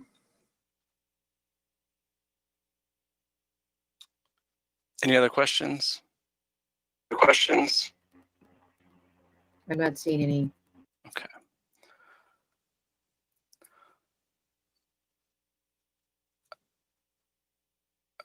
Okay, I don't know if Shelley wanted to cover this one or if I should cover this one. Sure, I can just hit some highlights for council members. Obviously, our parking program and our parking has done some pretty radical things throughout these COVID times.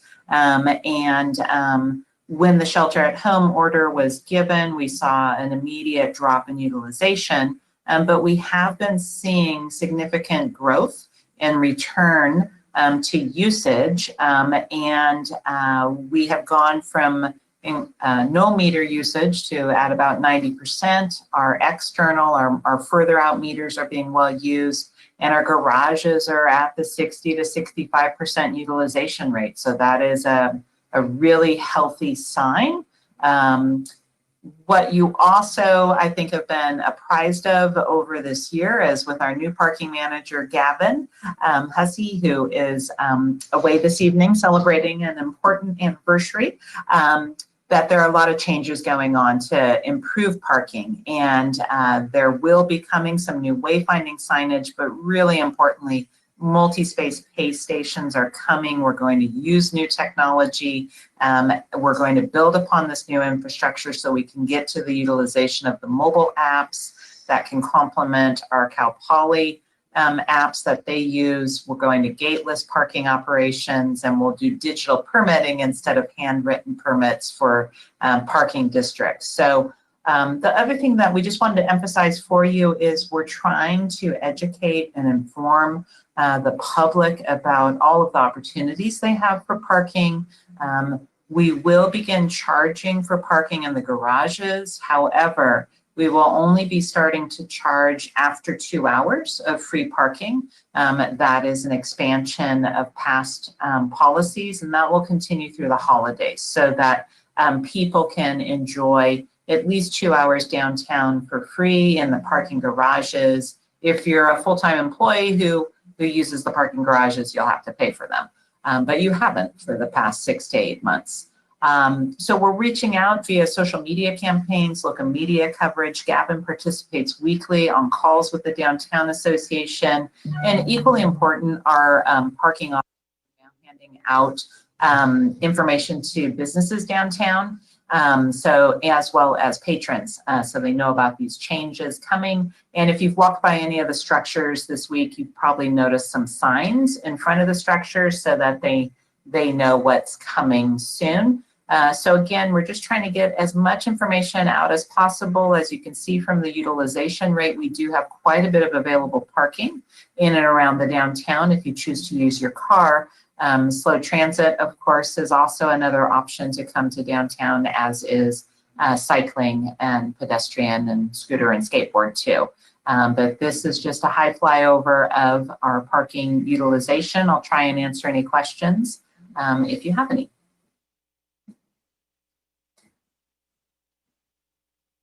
I'm not seeing it, Kelly. Thank you.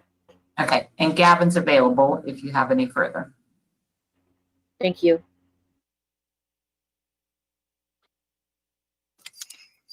All right, the next project that we're covering is the slurry seal and restriping project. This is ongoing right now. You may have seen the new slurry applied at areas outside of downtown.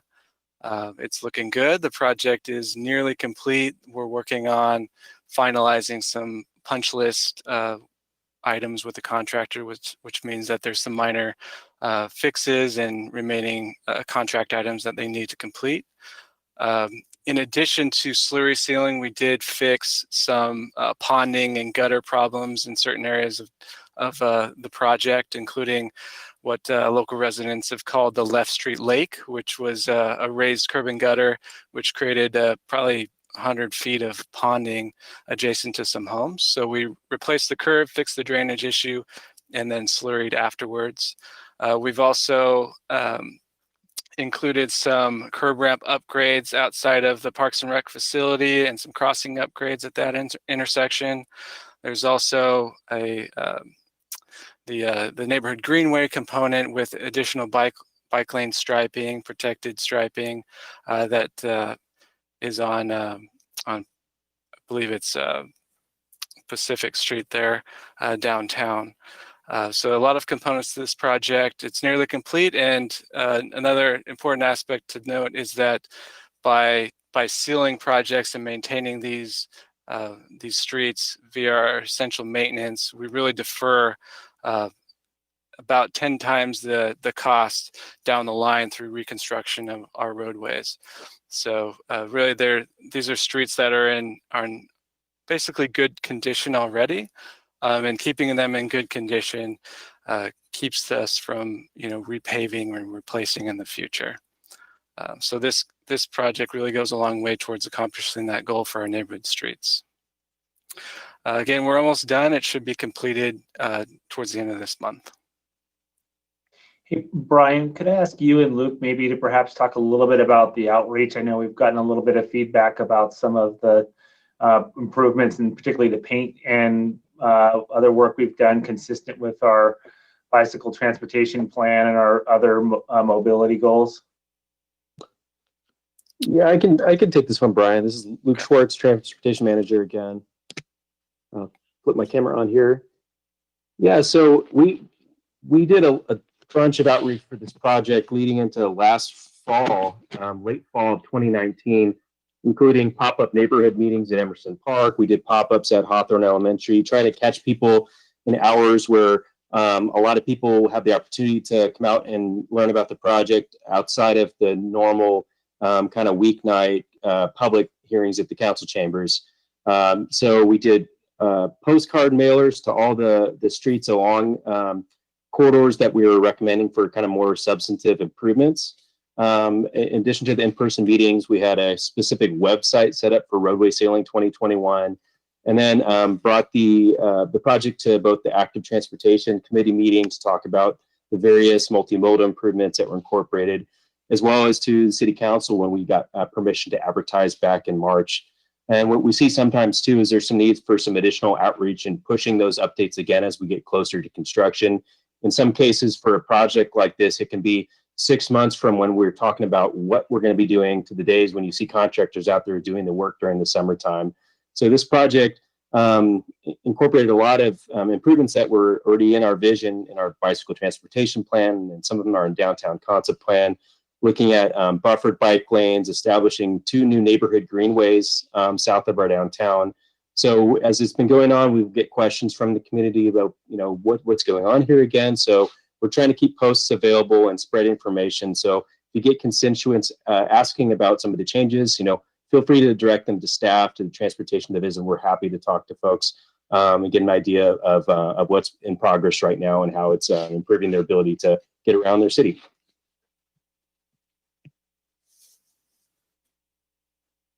Thank you. Okay, the next I'll just mention it's actually Pismo Street that you've done so much striping on, because I live at the corner of Morrow and Pismo, and right. you brought it down to 1 lane, and there's lots more stop signs and lots more bike room. And your contractors did a great job in terms of notifying everybody and showing up when they said they were going to, and working hard and getting it done on time. So I'm thinking it looks great. I know there's probably little items, but yeah, it's very busy. Obviously lots of residents, and so good job. Thank you. Okay, next project to cover is another essential maintenance project of a very small budget compared to the last one. Basically, this project was a maintenance seal to 3 bridges in town, including the bridge over Slow Creek at Napomo and Higuera near the Children's Museum, the bridge at South Broad at Fuller, and also these look similar, but the Broad Street Bridge on the 227 near Fuller as well. So these ones are very close together, but right around the corner from each other. What you see here is the before photo and the after photo. What we did on this deck was apply a methacrylate crack seal, and methacrylate is basically a resin that is applied to concrete bridge decks, which is intended to seal any cracks within the concrete, which will prevent water intrusion down into the structure of the bridge, which would ultimately rust the rebar and deteriorate the bridge even faster. So this is a low-cost maintenance project, but it does defer potential large costs in the future. And it was completed in, I think, 10 days, so very quick. We're out there and done, this was one of the first projects we completed with the 2021 budget supplement in July.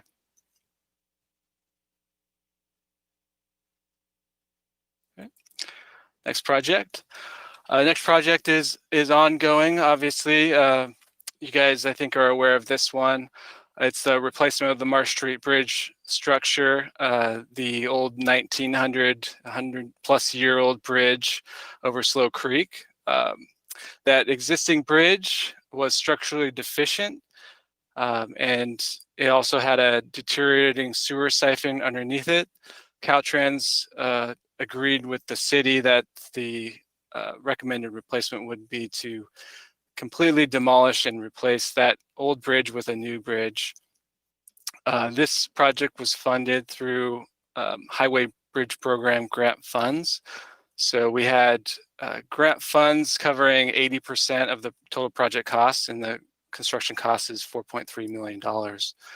The contractor is actively working on the project. They're working to get out of the Slow Creek by the November 1st permit deadline. And right now, they are currently pouring the deck, or they have actually recently completed the deck. And so that was about a 300 cubic yard load of concrete. It took a long time to fill, but that's what that picture shows there. You can see the rebar and some of the utility crossings through the bridge. The abutments are complete. The walls have been poured with concrete. Micropile footings have been installed. Excuse me. Go back to that slide. So all in all, the project is currently 60% complete.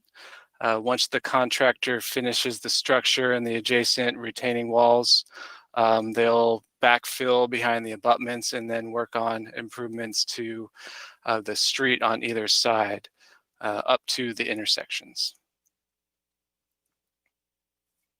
The estimated completion date as of now is January 8th.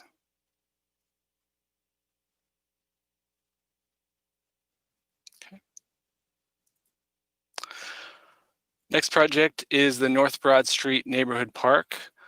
This is a new neighborhood park where the existing community gardens is at 533 Broad Street, so right before the on-ramp there to the 101 southbound. This project will replace that community garden with a neighborhood style park, which will include some of those old garden plots. So we'll be retaining several of those plots.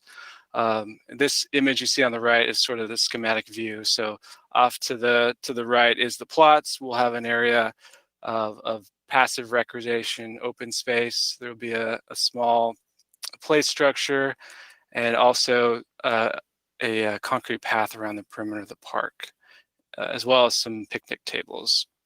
The project funding allowing, will also be doing some improvements to the curb ramps and crossings at the intersection of Lincoln and Broad. Currently, we are in the design phase. We're at 90% right now. We're working with Community Development Department on the Planning Commission meeting to change the zone to allow us to construct this park. And that is anticipated to happen probably later this year, early next year. And then from there, we'll finalize the design of the project and anticipate starting construction in summer 2021 with a budget of $665,000. Can you kind of give us a little bit of an update of the community involvement? I know there was just so much energy from kind of parts of that neighborhood and maybe even a little further away from this particular selected site. And I'm just wondering if the energy and interest in having a park at this location has sustained. You know, are people still enthusiastic about this in that neighborhood? I'll try and answer that question since Brian wasn't a part of the public input sessions and I was tangentially. Parks and Recreation hosted a series of events at Lincoln Market and/or this location, as well as some pop-ups in other neighborhoods to take input. I'd want to say that there was at least over 70 people who participated in basically the design charrette, and that was pre-COVID times. So we have not surveyed interest in this park most recently. I think as you've seen with a few projects this evening, one of the challenges with capital projects is you go from idea to design to construction, and those phases often do take quite a bit of time. And so sometimes our neighbors forget that a paving project was something that they did provide input on, and then it happens, 6 months, 12 months after their input.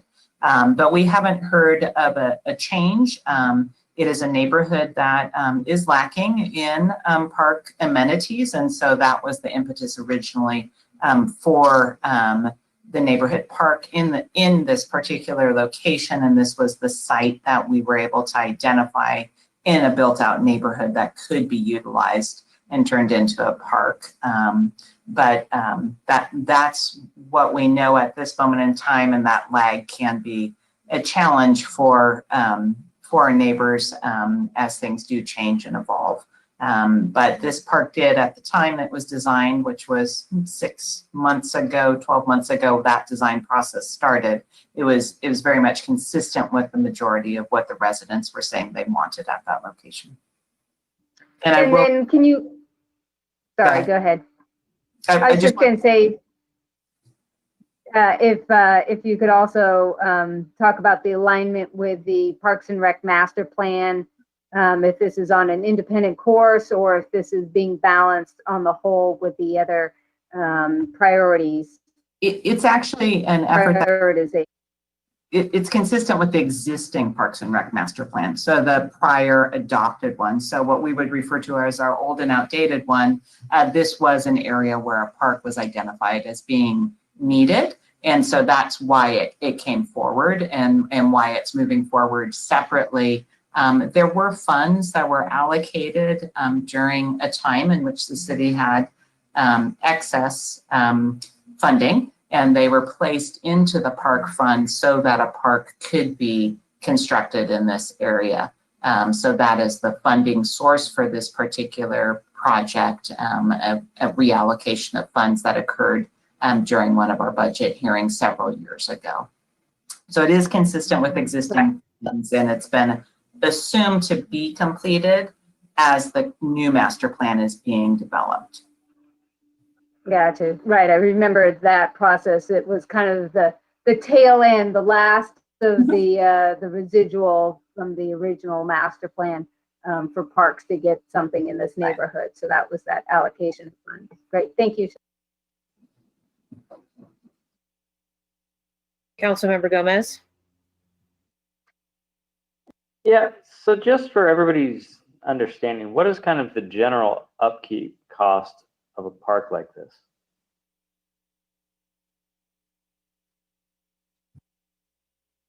I don't know off the top of my head the annualized costs, but this will need to have maintenance, and because there's play equipment, it will need to be inspected daily. And we will determine based on the size and the nature of the planting, it's hopefully very drought tolerant and fairly low maintenance. You know, how many hours a week will be determined. It's not a regional park or a large park where we might have one full-time staff member who maintains it every day. There's no restrooms. So I would say it would receive inspections daily on the play equipment and, some maintenance, probably daily, but not major maintenance. And I don't know if Matt has a better sense of the cost than I do. And we haven't done a cost analysis for maintenance on this park just yet.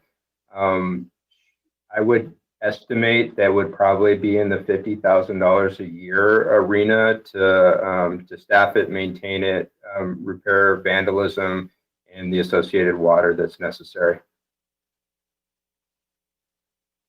And that's above and beyond.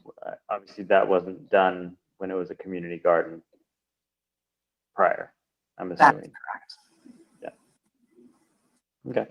Thank you.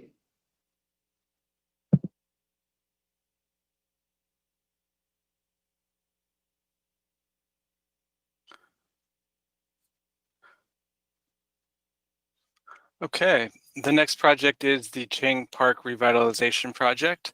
We're just kicking this one off right now with a $50,000 design budget. The scope of work for this one is to update the park, improve some of the security features, including the fence at the back of the park, which is not sufficient. It's been broken through. It's an access path down to the creek. So what we'll do is replace that fence with something more sturdy, something that can't be climbed over or cut through. We'll also be improving the landscaping surrounding the park, including some of the bottle brush up at the front, which restricts visibility into the park. We'll replace that with something that's lower and provides some views into the park itself. We're also talking about what we can do with the pond area. Currently, it's drained, it leaks, it's difficult to maintain. We don't have designs yet, but we're going to be working with our design consultants on what sort of features we can do to possibly infill the pond there with some decorative features that may remind visitors of what used to be there, or something else.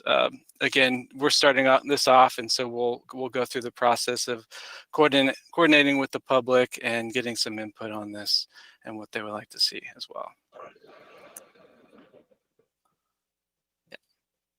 When you say coordinating with the public, are you actually communicating with anyone that has background from this park?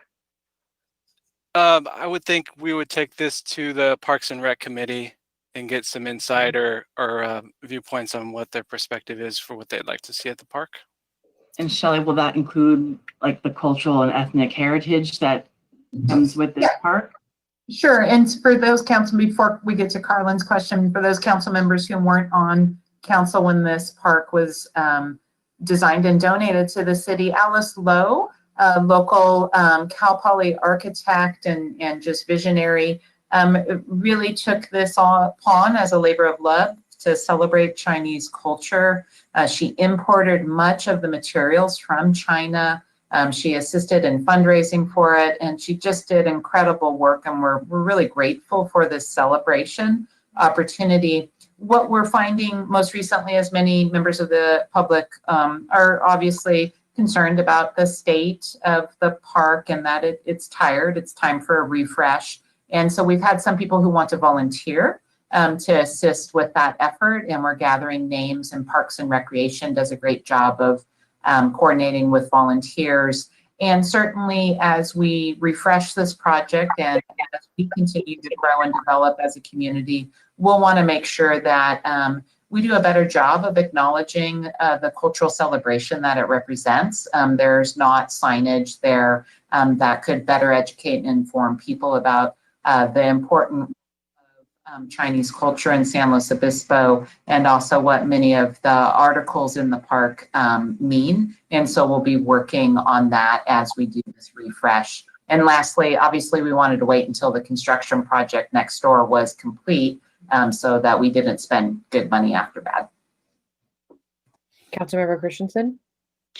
Yeah, I just wanted to follow that up with kind of the same observation. I attended the ribbon cutting for this park and sat on the planning commission with Alice Lowe, Professor Lowe.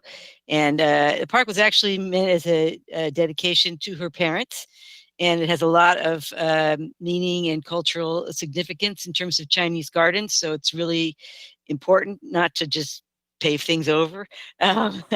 Obviously, I know this is only the beginning, but it will be important. There's the water feature is part of the Chinese garden design. So some, maybe not water, but something representing water. Those kinds of things that will be really important to make sure that the meaning and intentions behind this park are maintained and kept, even with some redesign. And every single thing in it pretty much has a meaning. So that will be a fun historical trip. So I'm glad it's going to be revitalized and yeah, the whole corner with the bridge and everything will be very nice.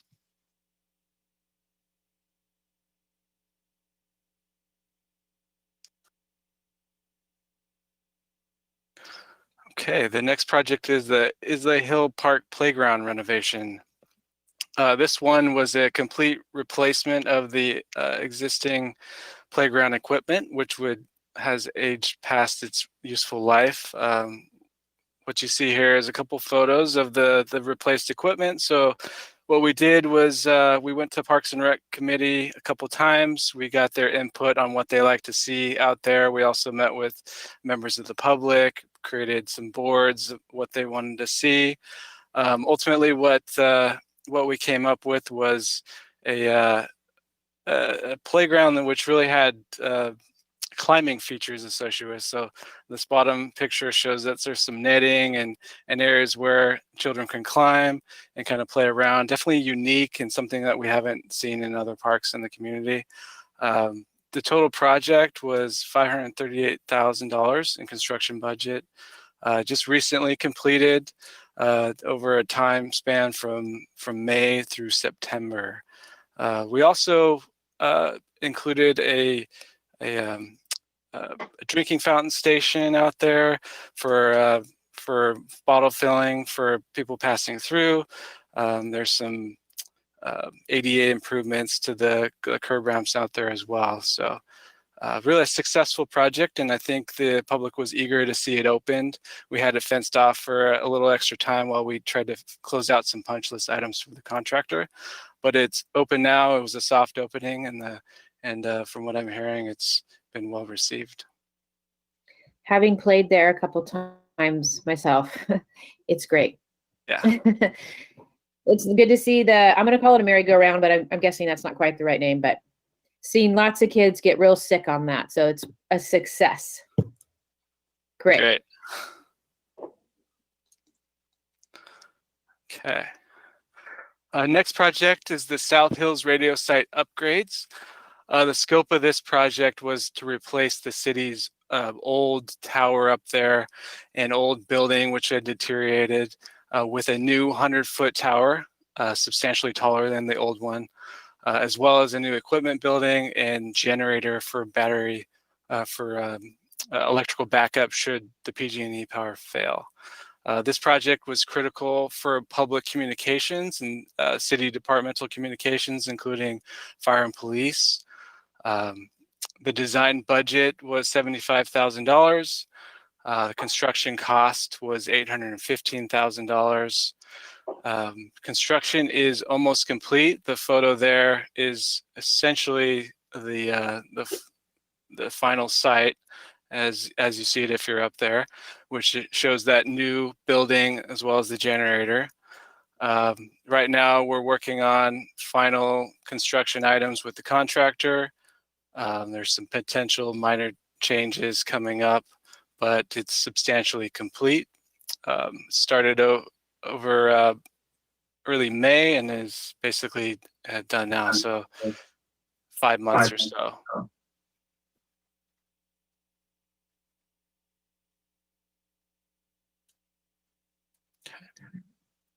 And thanks to our firefighters for saving it during the South Hills fire.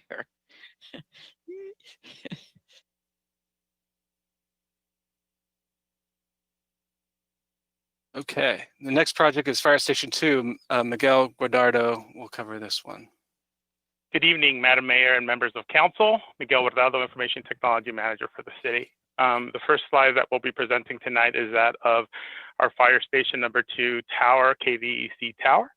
As a reminder, this is our fire station at the corner of Hood Hill and Choro on the northern side of the city. This project consists of installing a new tower at that location to increase communications in Fire Station 2's district. In working through this project, we identified an opportunity for collaboration with Cal Poly and work together to construct a radio tower, possibly at Cal Poly's KVEC Hill. This would improve radio communications not only for the city, but also for Cal Poly. Funding for this project is coming from the 2019-21 financial plan, which designated $250,000 in fiscal year 2021 from the local revenue measure funds, and also a developer contribution of $354,750 at permit issuance from the developer of the 790 Foothill project. Current milestones are that we've been communicating with Cal Poly, and we're working on developing and finalizing an agreement with Cal Poly. City staff is currently in discussions with Cal Poly Strategic Business Services Office and Cal Poly IT. We've identified a couple items that for the term of this contract, which would be, we're looking at a 30-year term partnership with Cal Poly, and also a 60-40 split City Cal Poly based on the occupancy of that tower. We hope to bring an MOU forward later this year or early next year for your consideration and approval to make this project move forward. Design and start, of course, we're pending finalization of an agreement with Cal Poly, and following that, we would do the design and then construction, which we estimate construction would take about, or from design to construction would take about a year. Similar project to that we just constructed at South Hills. So we have the know-how on how to do a project like this. Next slide. Or any questions? Councilmember Pease? Councilmember Pease? Yes, thank you. I was wondering about that funding that is from the developer that's at permit issuance, and wondering what the status of that project is and the alignment with our needing those funds. Yeah, community I development. know would not be yours. Yeah, I mean, I do know that I believe that they've pulled, it's what I know and what I've been told is that they have pulled a demo permit. And once they pull a construction permit, then we would be able to go after those fees. This was part of a condition of approval identified in use permit, City Council Resolution 10976. This is a reminder for everybody. And I can just, okay, so Greg Herman, I can give some additional information. So basically, we do feel like we're aligned. So when we start to receive the impacts from the vertical construction on this project, we think that we can relatively have the replacement tower complete. But we have provisions in the agreement that we're working out with Cal Poly. Should we get misaligned in terms of our timing, that we'd actually would be able to install some equipment on the existing tower on KVEC Hill so that we could handle any sort of disruption that may happen in the interim while we're waiting for a new tower to complete construction. Great, thanks for that. So coordinating both sides, both getting the money to do it, but then also operationally, what's the mitigation in the first place. Great, thank you. Sure. Next slide, Brian. So here in this slide details information for our IT projects for this fiscal year. IT has 7 projects consisting of hardware replacement, warranty extensions, and hardware upgrades. Some of the projects include a public safety MDC and in-car video project, VMware infrastructure upgrade, audio recording, warranty extensions, and a Shure Micro radio warranty extension, and 911 phone system warranty extension as well. These warranty extensions we're doing to defer replacement as much as possible and align them with other projects so that when we do our 911 upgrades and CAD upgrades, they all go together at once. We do have 2 projects on hold. This is an access control project and a fire receive site at Fire Station number 4. Pending the results of the higher elevation of South Hills, we might not need that facility at station number 4. So we're still waiting for our radio studies to come back with the improved coverage that we've done at the higher elevation. Budget for these projects is a total of $936,250 with $615,200 from the local revenue, an additional $289,000 from the city's general fund, and then $32,000 from the city's enterprise fund. 2 projects are currently in progress, and we are on schedule for this year to complete all our projects. If you don't have any questions, thank you for your time this evening and your continued support. Thank you so much. Thank you.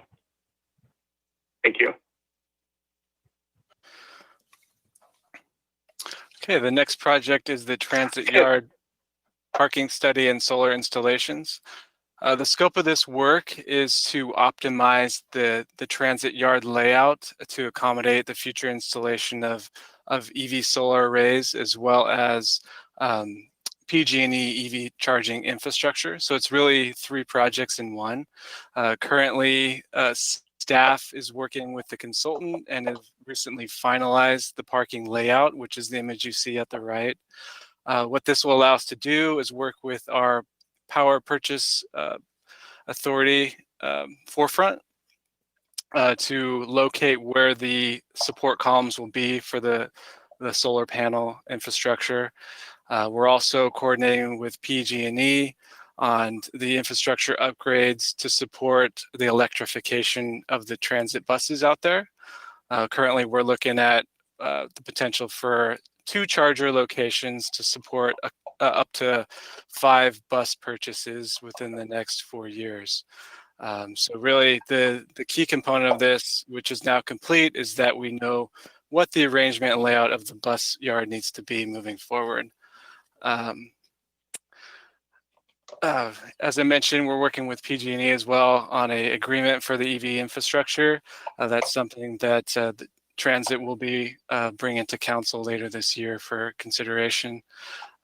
Moving forward from there, we're working with Forefront Power, and they'll likely be installing their solar infrastructure at this site probably in the second quarter of 2021.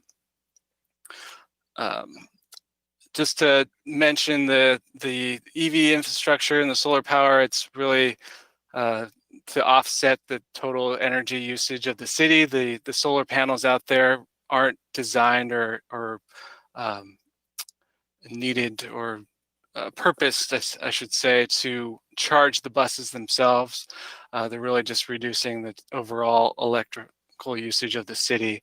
And so it's a large area that can support installation of those solar panels, and that's one of the reasons that they're being placed at the transit yard.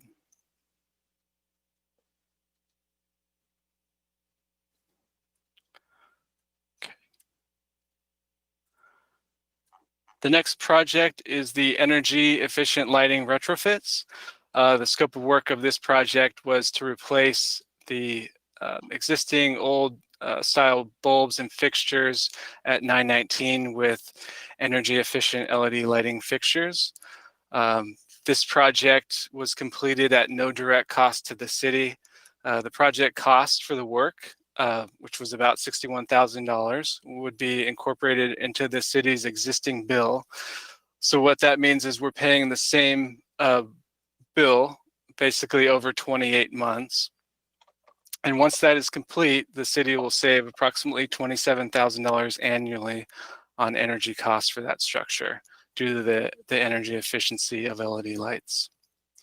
Project work began August 18th. PG&E's subcontractor that does that work completed it by September 10th. Right now, we're looking at piloting this basically for the next few months, evaluating the quality of the fixtures, and we intend to do the same scope of work for the other 2 garages on Palm and the one on Marsh as well.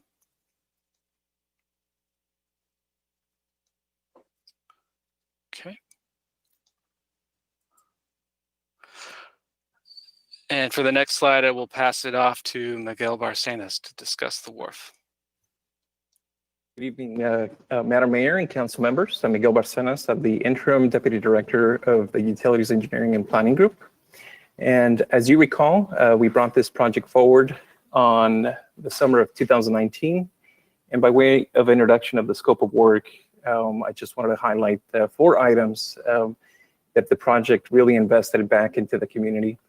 So the first one was this project's going to improve water quality. So what this is going to do is going to replace existing filters that basically treat the sewer to be compliant, and it's going to replace it with a membrane bioreactor and give us a much higher quality of treatment. It's also going to be using ultraviolet disinfection, so that means that there's less chemicals that'll be imported for disinfection, and less truck traffic through the streets.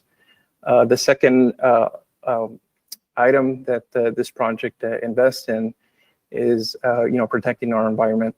This project's basically going to treat the water to a much higher quality, that it'll be able to protect our creeks and be able to comply with our discharge requirements.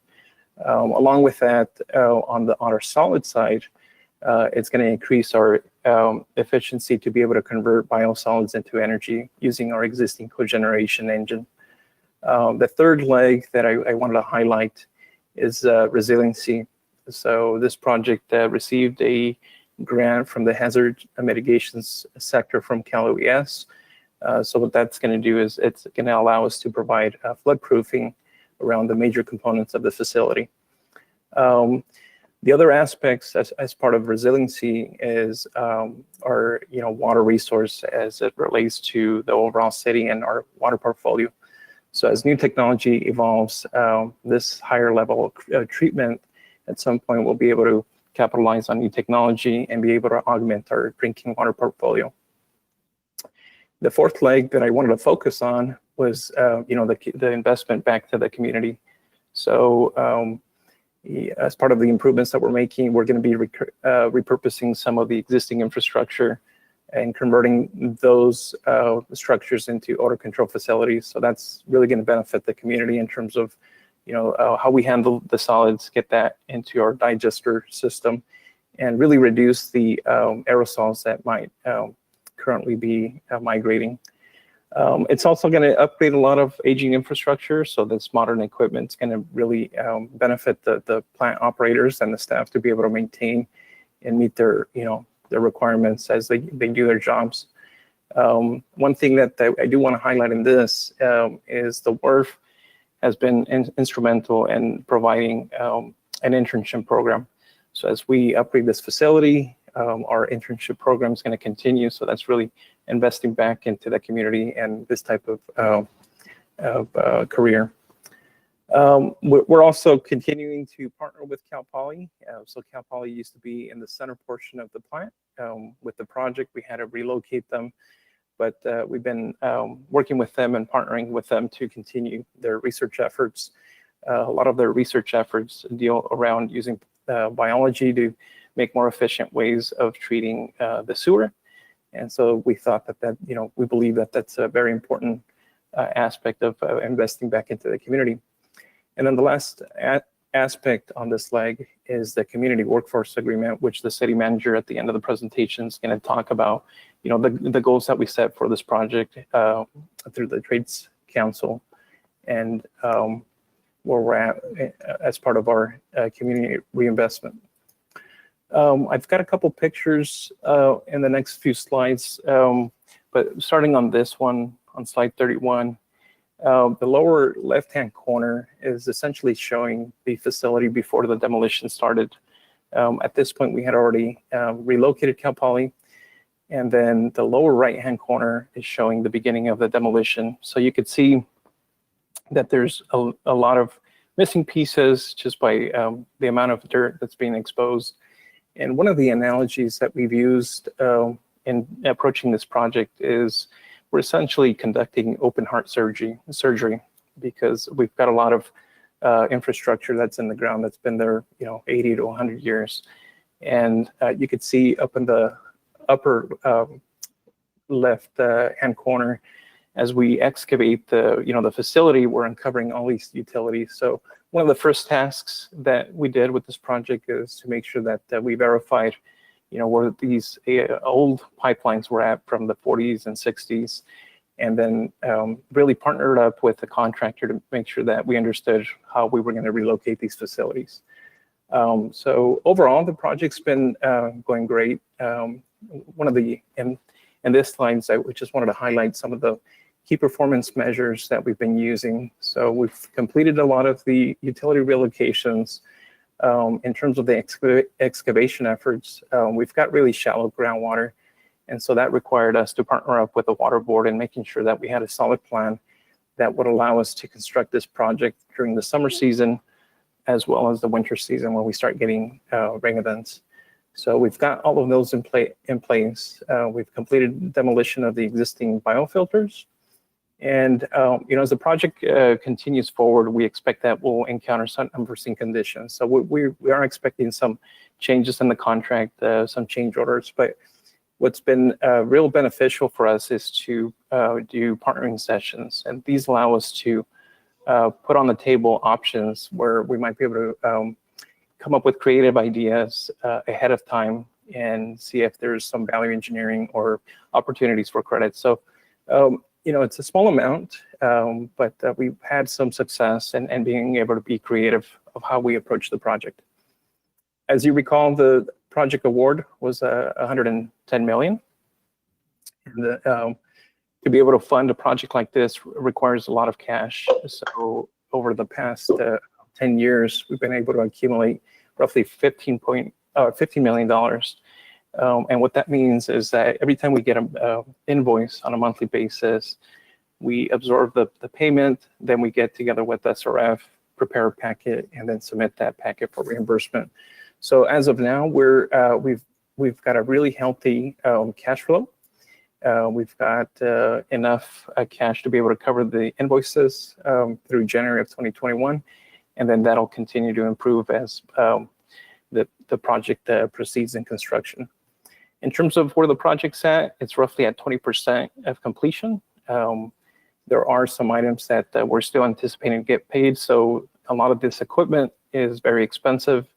And so we've had conversations with the contractor in terms of when do we get it to the site so we could actually pay it and not present a liability in terms of warranty or having the equipment get damaged. So that's part of the reasons why there's a little bit of a gap there in terms of where it's at on the time versus where it's at on the billing amounts.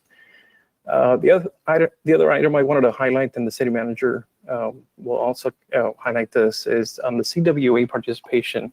It's roughly at 80% right now, and our target was 30%. So that's a really good positive indicator in terms of what we're at with that goal.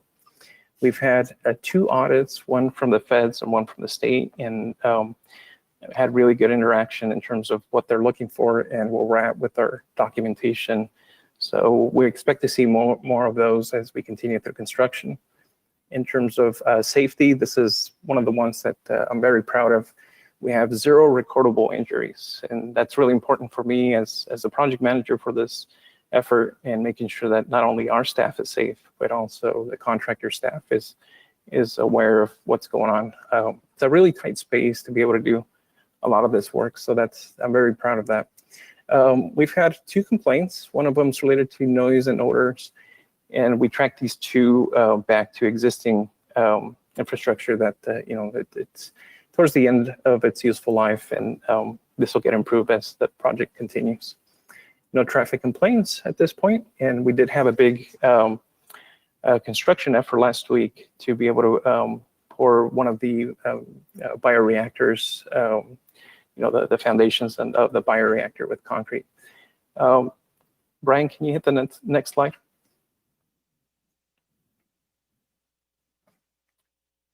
Just a big picture in terms of how the construction is proceeding. Prado Road is on the top of the page, which is on the north part of the site.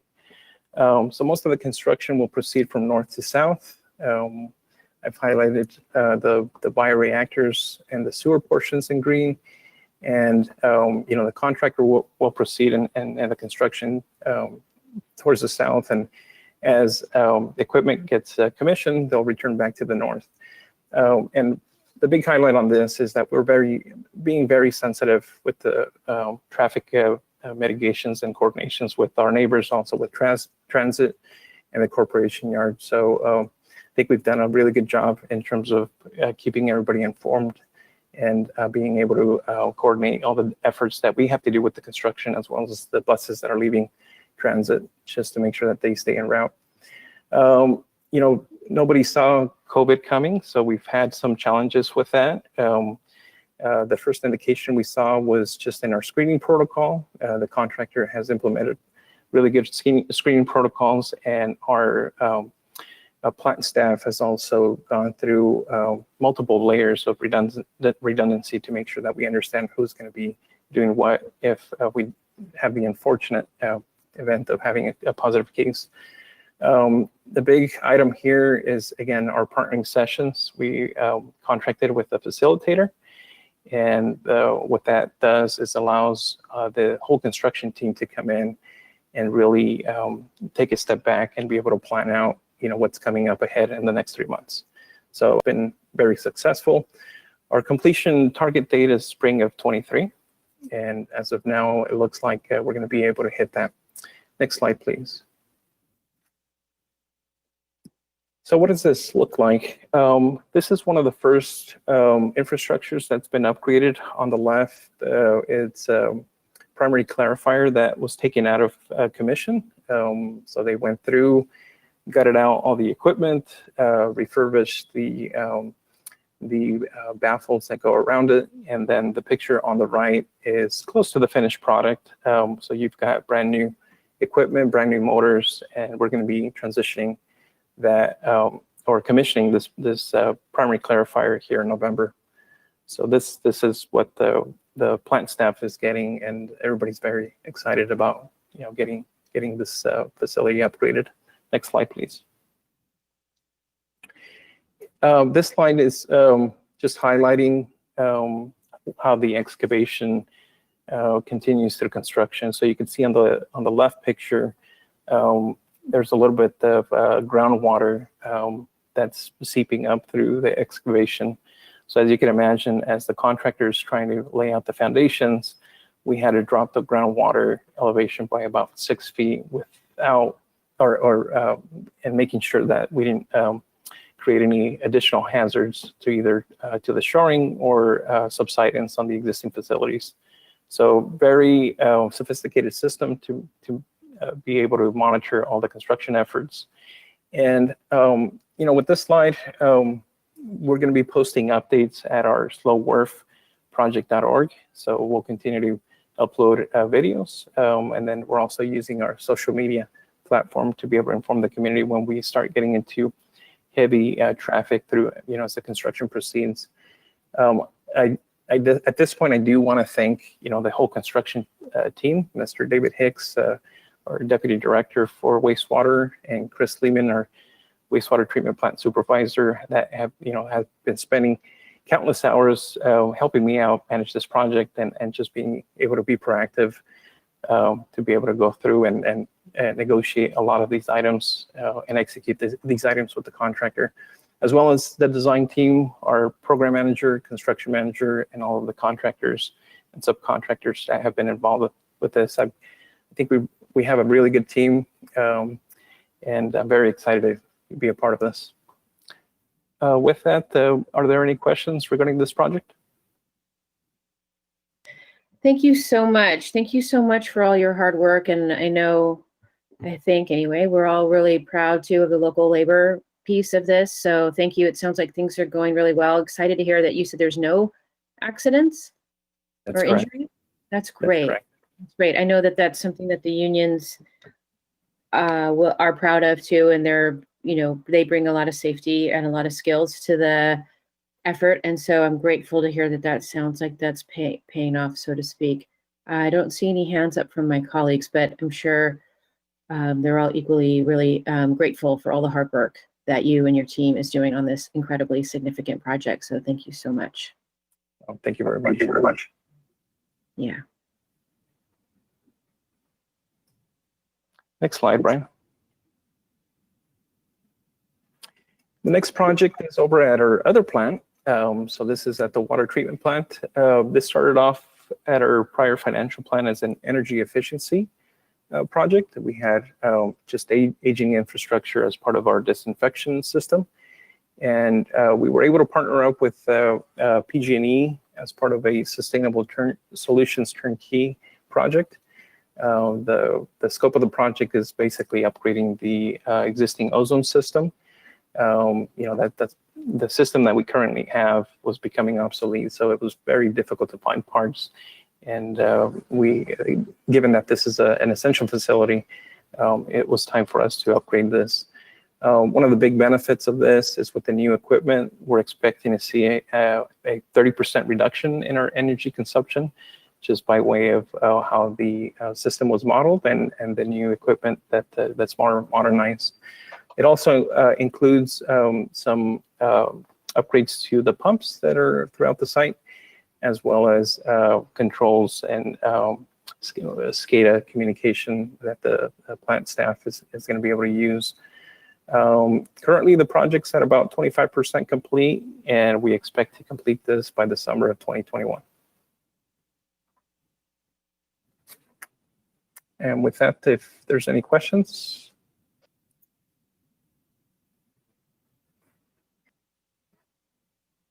I'm not seeing any. Thank you so much. All right. Thank you. Okay, thanks, Miguel. Thank you. Next up, Manny Guzman will cover the construction delivery schedule. Pardon me, but I need to know how much longer this report is going to go, because we're about a half an hour past our normal break. We're on slide 36, and there are 40 slides. So what is that, a half an hour? Probably another 15, 20.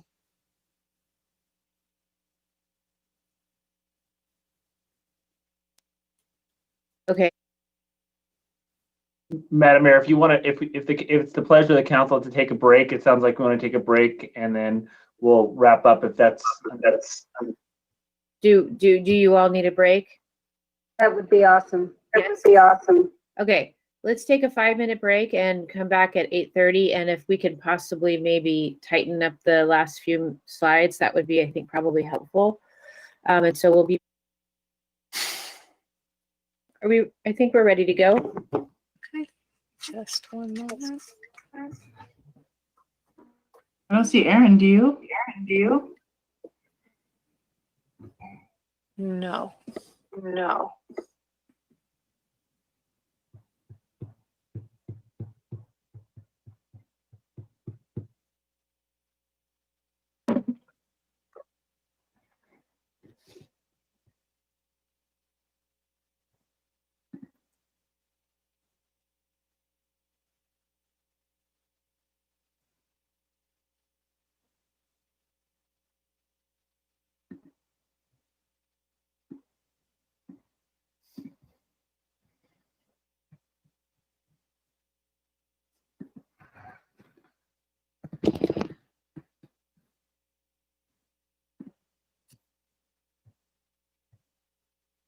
Teresa, we can go ahead and get started. I'm sure he'll be right here.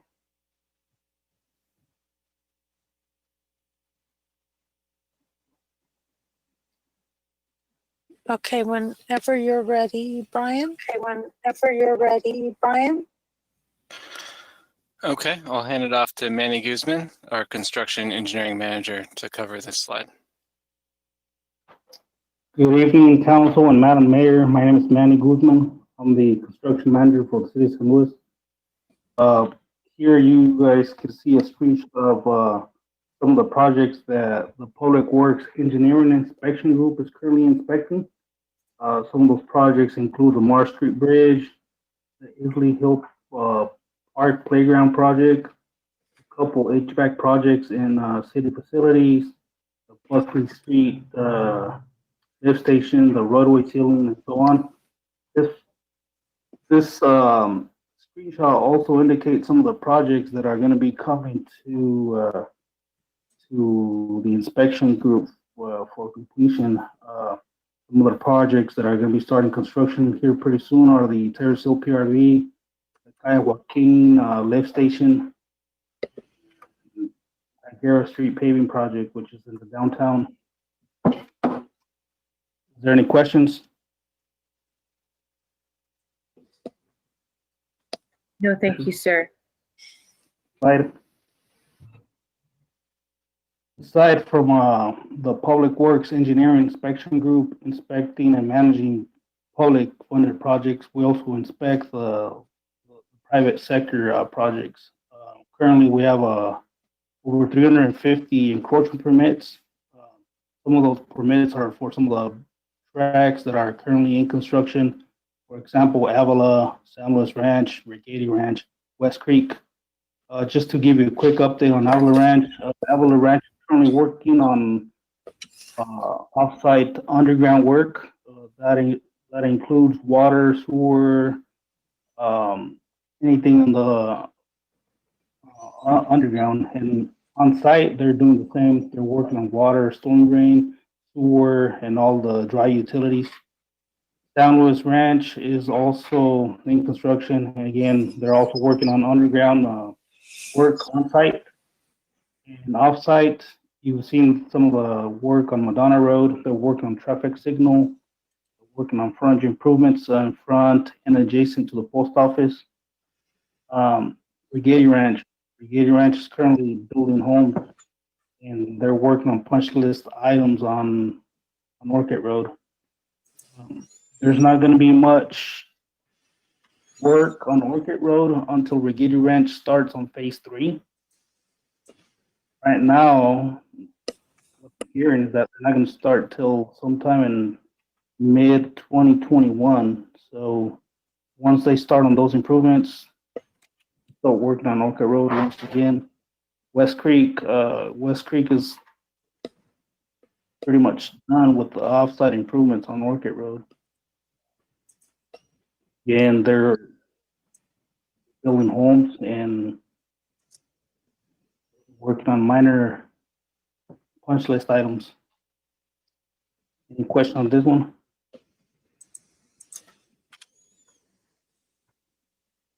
No, thank you.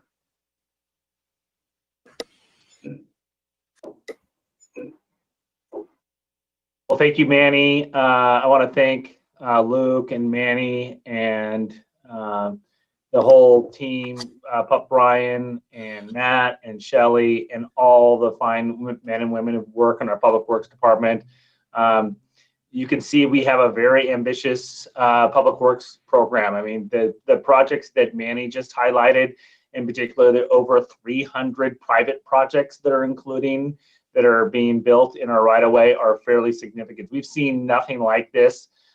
Certainly it is, putting a lot of demands on our team for communication, outreach, and a lot of coordination as we see projects come together and then try to make sure that they're coordinated in the most appropriate fashion.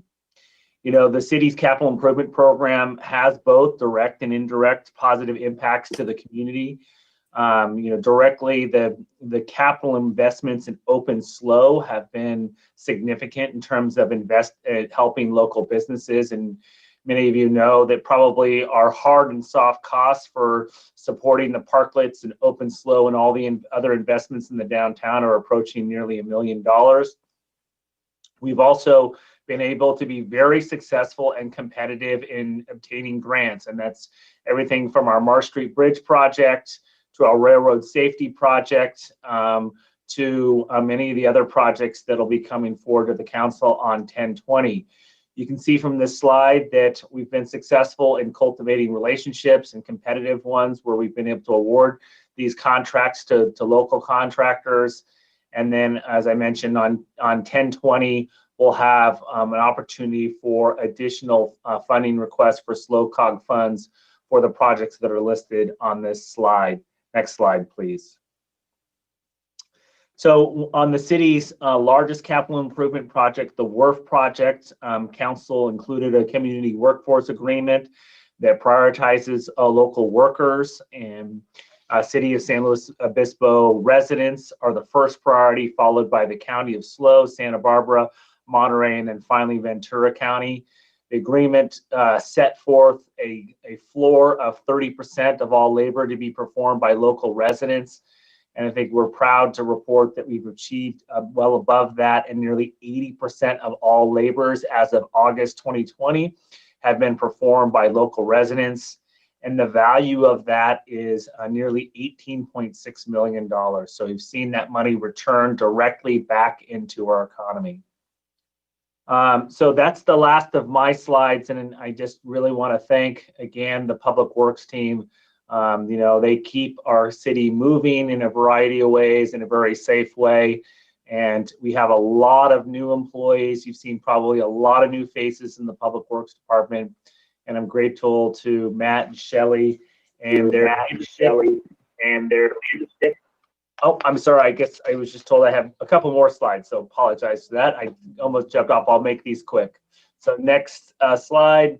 Oh, continuing continuing local investment in SLO. We do think that this does support the circular economy. We have local dollars spent in SLO, results in community investment, economic recovery. It helps that local services and community priorities and results in local employment. For example, I've seen dollars that and numbers that show that, for example, for alternative transportation projects, in particular for every dollar that is, or every $1 million is spent, it can produce 8 new jobs. So these type of projects can be very transformative in terms when we are able to put them in a way and develop specifications in a way that bring about local contractors that shop and eat and then spend their money in San Luis Obispo.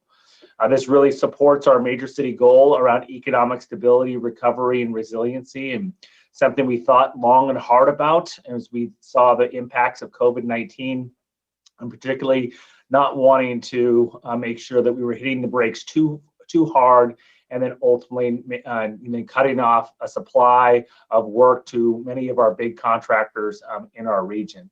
Next slide. So I want to talk a little bit about just remind everyone about protecting and maintaining essential services and community top priorities.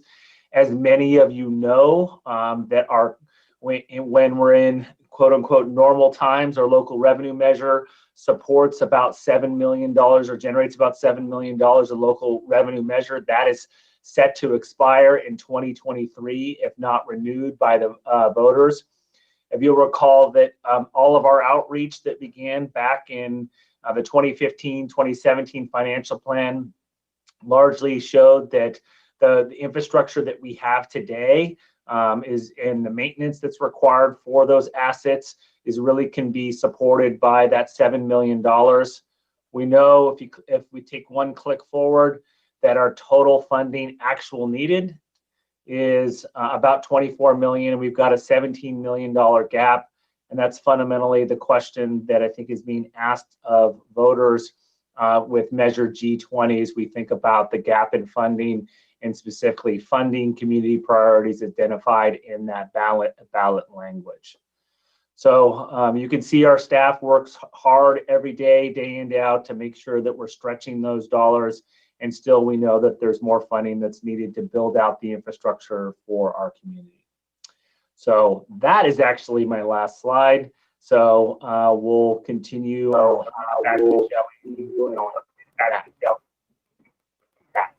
Thank you so much, Derek. Councilmember Christensen.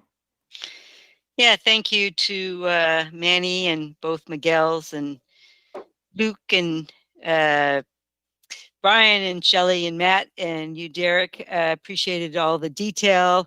Obviously, we aren't having lots of people sit through a long report like this, but I know not so much, via email, but actually the most of the questions I get just walking around the community is about these public work projects. And so my question is, if somebody wanted to know more about these projects, besides watching the city council meeting, how would they find out more about them on our website? Do they go to Public Works, or is there where do they go? Great question, Shelley. If you want to pop on and you can talk a little bit about the GIS map we have and the other information that we share. Sure. We've got maps of our current projects in Public Works, and we'll send out to council some links to some of those pages so that you can forward to people who contact you.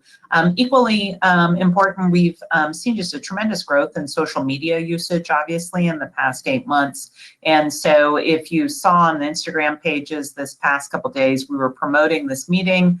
You see weekly Marsh Street Bridge updates. And so we are definitely using different social media channels to promote our capital projects and their status reports. But we'll send you a link to where you can find summary projects, and they can, of course, always email staff, and we're more than happy to give them the details of these projects too. Thank you. Councilmember Gomez. So given kind of the fiscal forecast that we're going into, how much engagement are we having with the public on the realities of what we face and a lot of these projects that we are going to continue to undertake? It seems like we're not really facing the hard questions of fiscal constriction.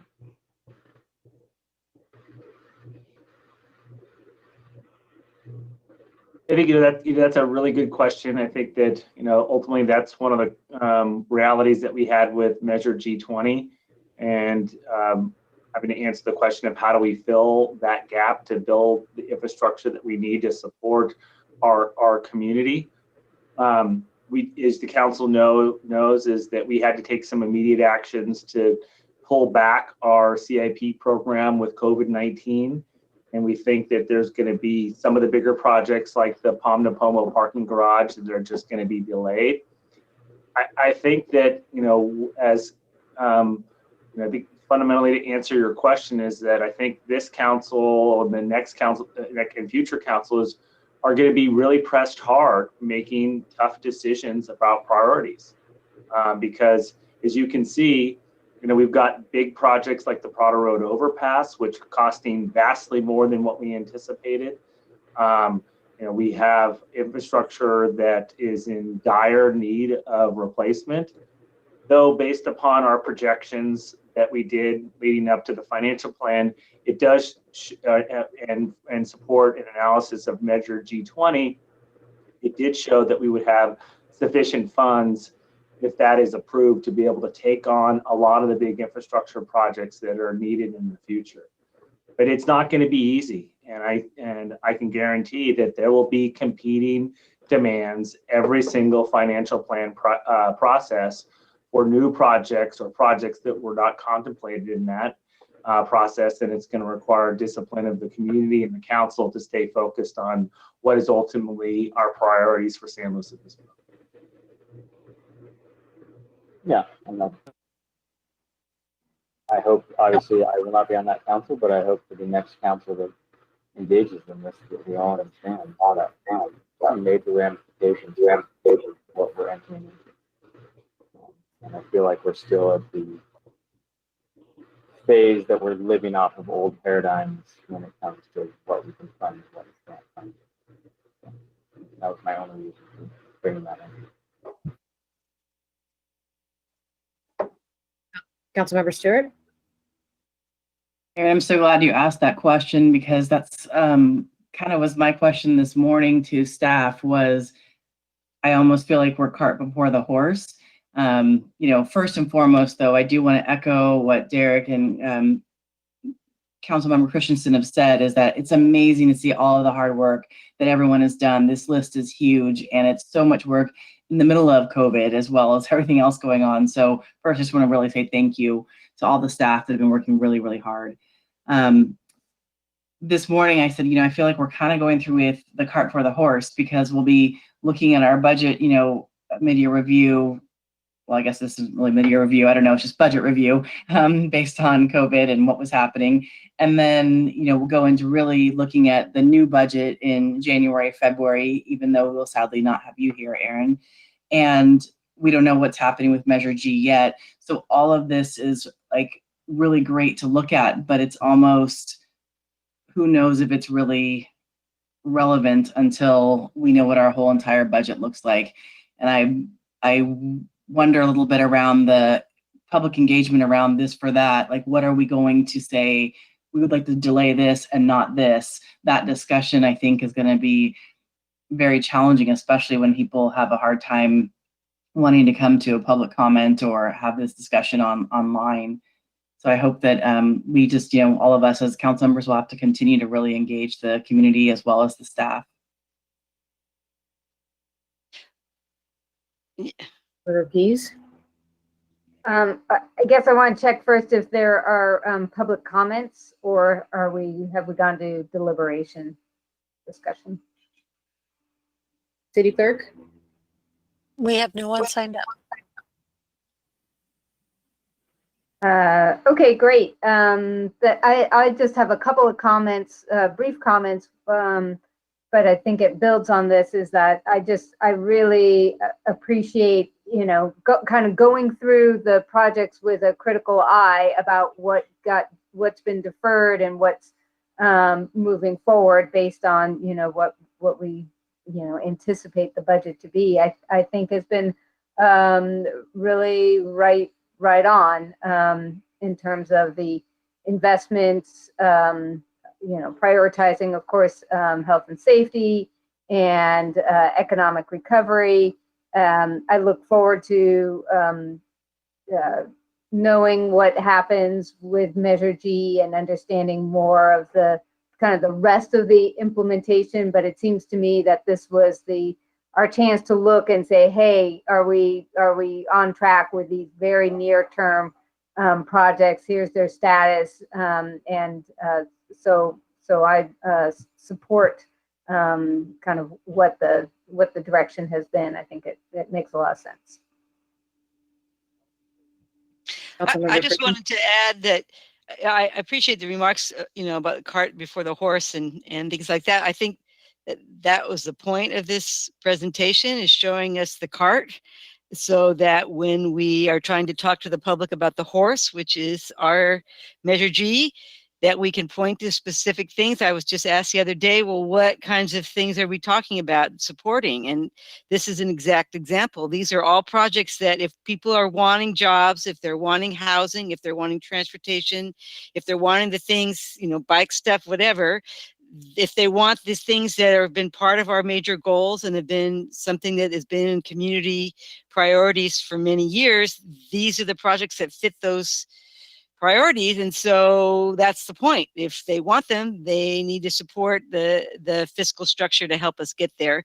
And if they don't, then they need to have that conversation with us, as Mr. Gomez just pointed out, about what is going to get cut out, which is going to be like everything. So except for things like the wharf that can't get cut out and stuff like that. So I appreciate the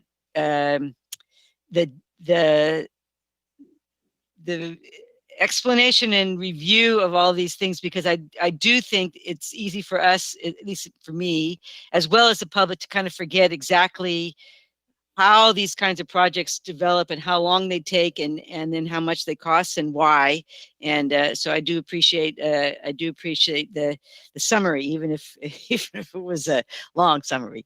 That was good. It was good. It really gives you, if anybody wants a little lesson on public works projects and what they are and why they do seem to take a long time, and why they're so complicated, this was a great little tutorial and very helpful. Thank you.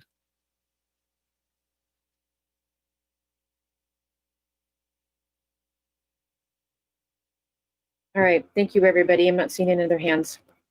Derek, was there anything else on this item? No, Madam Mayor, thank you for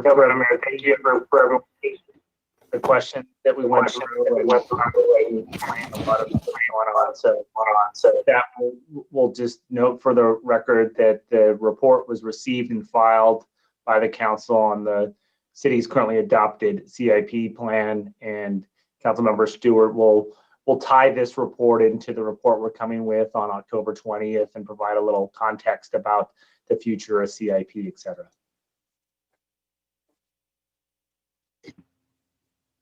Okay, great. The business item now before us is to receive the 1920 annual report of the Tourism Business Improvement District. So would Deputy City Manager Greg Herman and Tourism Manager Molly Cano and TBID Chair John Connor please present the report? Good evening, Mayor and Council members. Just have a few quick comments and we'll hand it over to John and Molly. I just want to underscore the importance of tourism to our community, not only in general, but especially as it relates to economic recovery. As all of you know, TOT, transient occupancy tax, is the third largest source of revenue for our community. But in the last retail sales analysis that we did, 55% of the money that we receive via sales tax comes from visitors from outside of the county. So when you put TOT together with that 55% of sales tax, you can start to understand the outsized impact that tourism has on our ability to be able to provide services for the community. Because of all that, we're incredibly grateful to our Tourism Business Improvement District Board and Molly Cano for their leadership to help support that industry, especially now. So with that, I'll turn it over to Molly and John. Thank you, Mr. Herman, and good evening, Mayor Harmon and members of the council. I am so pleased to be here tonight to actually present to you the 8th TBID annual report that I've had the pleasure to help coordinate and present. So in addition, it's my sincere pleasure to also introduce to you this evening Mr. John Connor, owner of Petite Soleil Bed and Breakfast, and as Greg mentioned, the board chair for our Tourism Business Improvement District. Mayor, Council, the exciting part of the evening is here, our annual report of the TBID. Please, Molly, carry on. Thanks, John. So together this evening, we'll take you through the annual report of the TBID as was presented and forwarded to you by the advisory board. So during this presentation, you will hear John and I refer to the Tourism Business Improvement District as the TBID, just for everyone watching at home to be able to keep up with that as well. But before we really get started, one thing we want to address straight away is that we recognize that tourism, especially here right now in San Luis Obispo, looks and feels a little bit different. However, in tonight's presentation, we are going to touch on the future. We'll talk a little bit about the future and what it looks like now. But really for the purpose of this presentation and really for our legal requirement for tonight, this presentation is going to be focused on sharing the results from the entirety of last fiscal year, so all of 2019 and 20, so that you have clear understanding and direction of our efforts, and you're able to make a full determination of the intent to continue the district into the future. So again, our presentation is going to highlight the impacts that COVID-19 had on tourism, particularly over the last fiscal year. We'll share much of the successes that even took place during that time, but really also focus on being able to share the achievements that we were able to see over the 8 months prior to the outbreak of the pandemic in San Luis Obispo. And so one thing to know is that tonight's presentation is just part 1 of 2 in this meeting process, as I'm sure you are all aware of with the continuation of the Tourism Business Improvement District. So we will be back, John and I will be back before you on October 20th. And at that time, that's when we'll be jumping into more of the information on the current situation and the future efforts for the TBID. All right. So without further ado, the recommendations before you this evening are twofold. The first recommendation is to receive and approve the TBID's annual report for 2019-20 and to adopt the resolution of intention to continue the district at the same rate, 2%, that was set, and to set the date for the public hearing, which would be set for October 20th. Okay, a little bit of background on the TBID. Fiscal year 1920 was, of course, an impactful year for the TBID in much different ways than many of us maybe anticipated. But it's important to note that October 1st actually was the 12th anniversary year of the TBID's district formation.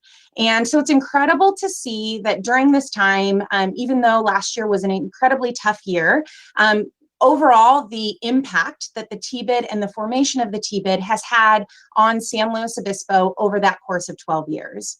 The TBID, of course, is funded through a special self-assessment district, self-assessed by the San Luis Obispo lodging industry at 2% of the gross receipts. Its constituent base is made up of all TOT-paying businesses in the city. So this includes, of course, our hotels, our motels, our inns, our B&Bs, and our permitted homestays as well. So currently our district represents 41, yes, we added 3 new properties this year, so 41 traditional lodging properties and about 75 permitted homestays here in San Luis Obispo. The ordinance was implemented in accordance with the state's Streets and Highway Code, and it stipulates that the assessment has to be used for tourism marketing to benefit the hotel operators, so all those TOT contributors and assessment contributors within the district. So that is the mission of the work that needs to be done. The use of the funding, of course, is recommended by that 7-member advisory board that's, of course, appointed by City Council and staffed and managed by our lodging business owners, operators, and managers. The ordinance requires, and that's why we are here tonight, to present an annual report to City Council so that we can give an account of what the funding, how the funding has been used.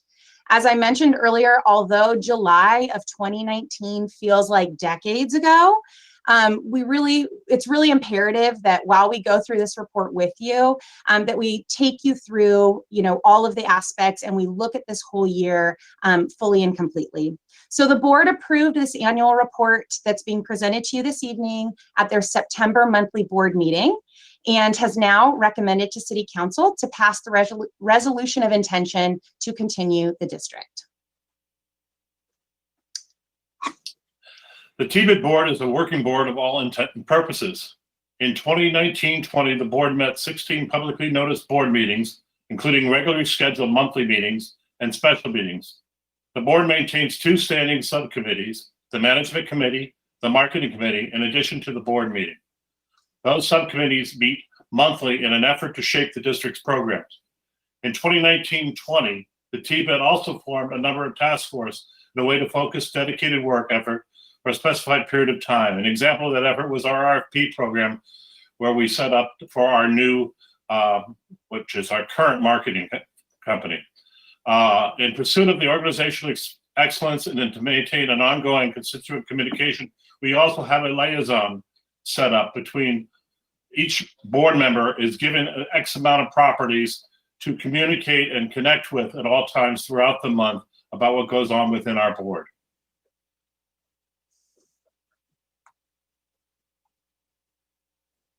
But of course, we couldn't do this without some great committed and very enthusiastic staff members and our tourism manager, Molly, and our tourism coordinator, Chantal Burns.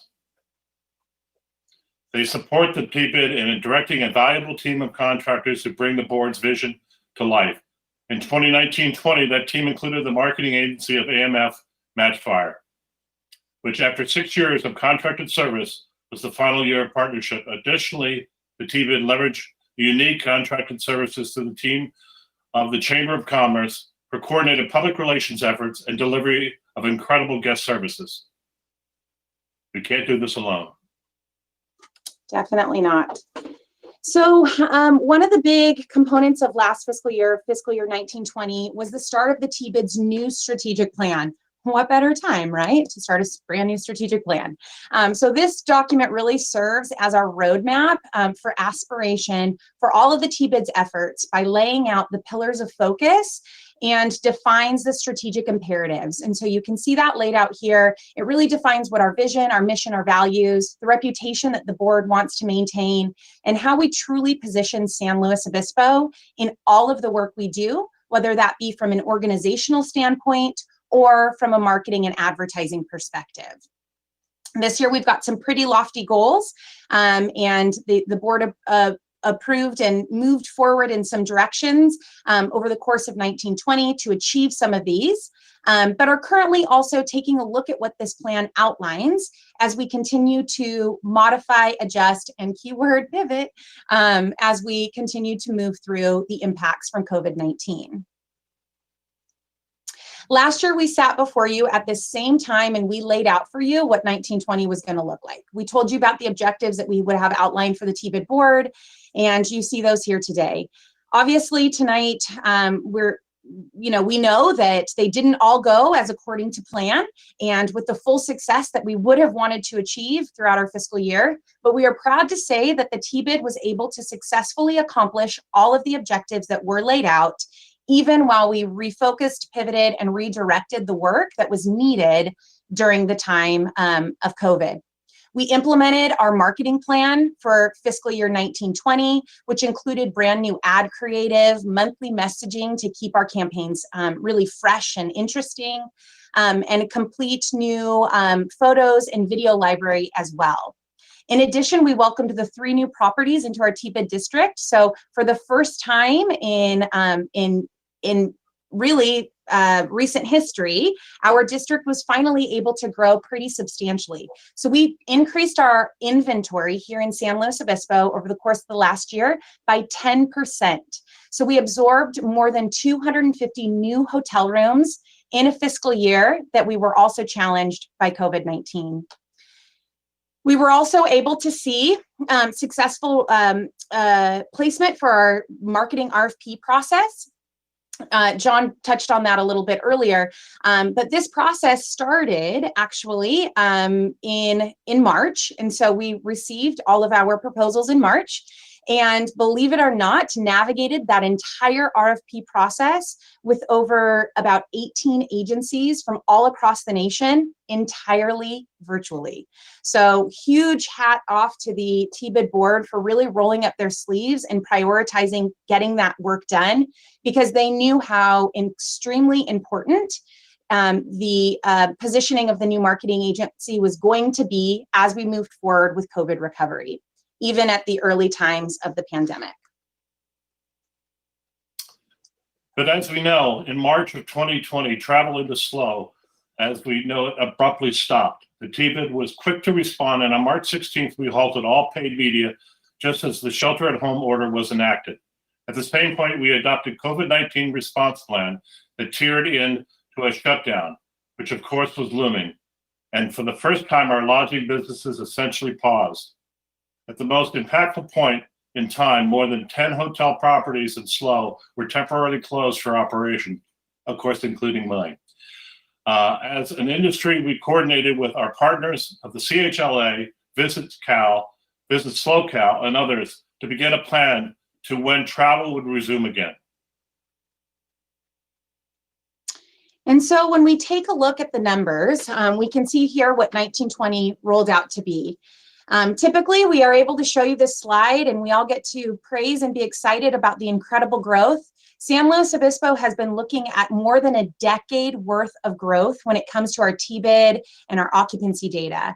And so this year, seeing these steep declines in what that growth looks like is pretty alarming and concerning for us. However, we have a plan and we will continue to move forward with that as we move into recovery.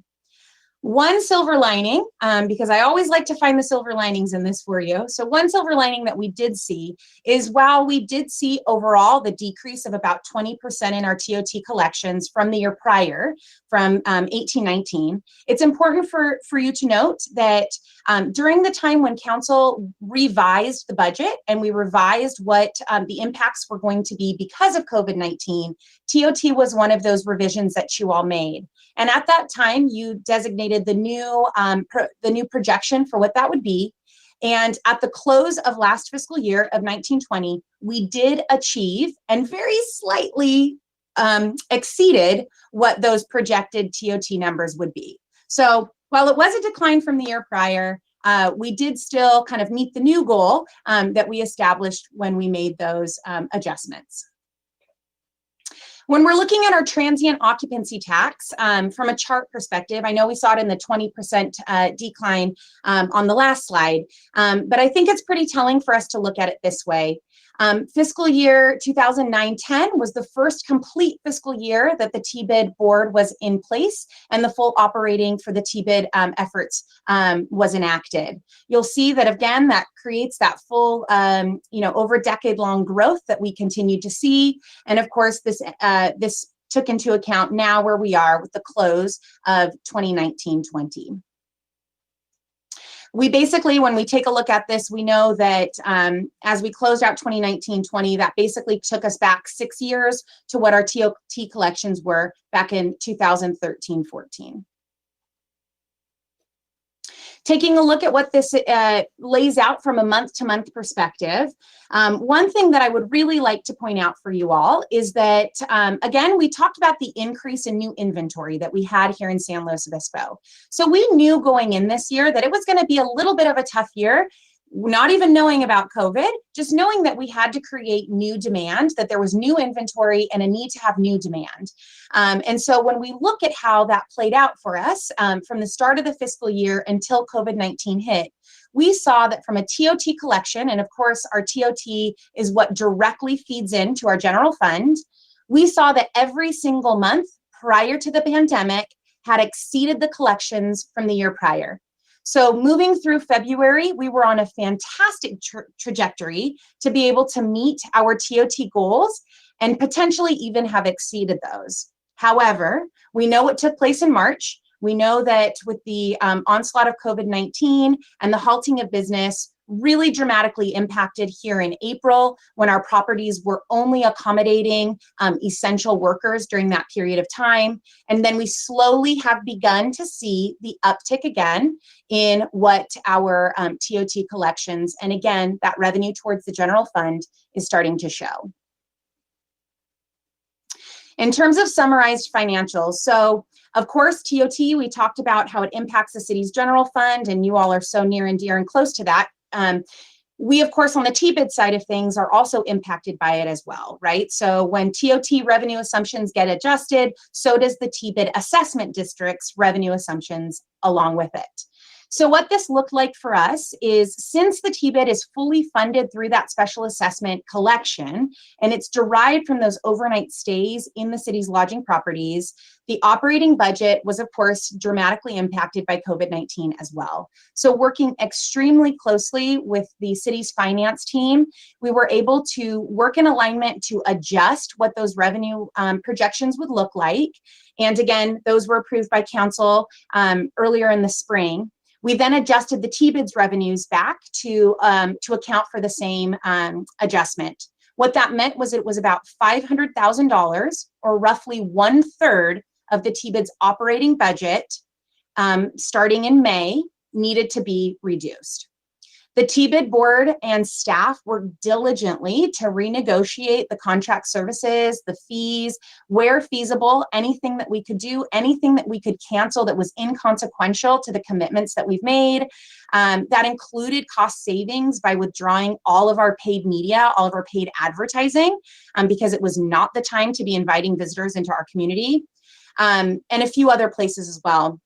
So by doing so, the TBID was able to reduce expenses by approximately $250,000, or about half of the deficit that was being felt by COVID. Because of that, the remaining deficit was then, obviously, there was still a pretty significant remaining deficit that still existed. However, because the TBID maintains and carries an existing fund balance, based on their really careful and responsible financial stewardship, they were able to utilize their fund balance and not actually find themselves in a position where they weren't able to cover all of their commitments, even with the significant reduction of 1/3 of their budget. And believe it or not, that even at the end of all of that, and with the cost savings that they were able to achieve, there's still a significant fund balance that is still available for the TBID to be able to use and safeguard for future, should future revenues not meet the projections. So all in all, when we're looking at the summarized financials, the good thing to know is that while it was a really tough year and the financial impacts were incredibly severe, the TBID really remains in a really strong and solid financial position. So with our TBID accomplishments, you just heard us talk about the things that had to get cut because we weren't able to, we had to dramatically reduce the budget. However, like I said earlier, there were 8 months even prior to the pandemic, right, where really incredible work was being done. Incredible work was being rolled out from campaign and the campaign performance and the seasonality where we run our paid media from about October. And then again, paused it in March. We saw great campaign performance. We operated 2 incredibly successful seasonal promotions. We launched the brand new visitslo.com website, which if you remember back to the TBID's prior strategic plan, that was their big, bold box, audacious, crazy goal that they were never sure if it was going to work for them. But they were able to launch that last year, including the addition of over 500 profiles within the website for businesses here in San Luis Obispo. We were able to maximize and enhance our TBID trade show presence and bring in new strategic partnerships like Mindbody and Moline Wines in order to really take what we call our show on the road to tell the story about San Luis Obispo. That was our last travel trip right at the beginning of March prior to the pandemic. We also launched an incredibly successful influencer campaign that brought in A-list influencers, faces you may recognize from shows like The Bachelorette or some other really impactful influencers throughout California, and actually at that point in time also to our fly markets that we're operating. We had fantastic public relations achievements through the work and partnership with the Chamber of Commerce. And of course, we're able to implement some prompt COVID response. The TBID board on March 13th took the position to pause paid media. So that if you'll remember that's the Friday right when we started hearing about COVID-19 and what was starting to take place throughout the nation. And by March 16th, so only a few days later, had adopted a complete COVID response plan. So that's how quickly the team and the board was able to quickly gather and figure out how we would position SLO through this time. That is just a taste of what we were able to accomplish even through this unprecedented time, 2019, 2020, with an impactful year of your TBID. But the best show for our accomplishments, the TBID has compiled the video of our highlights.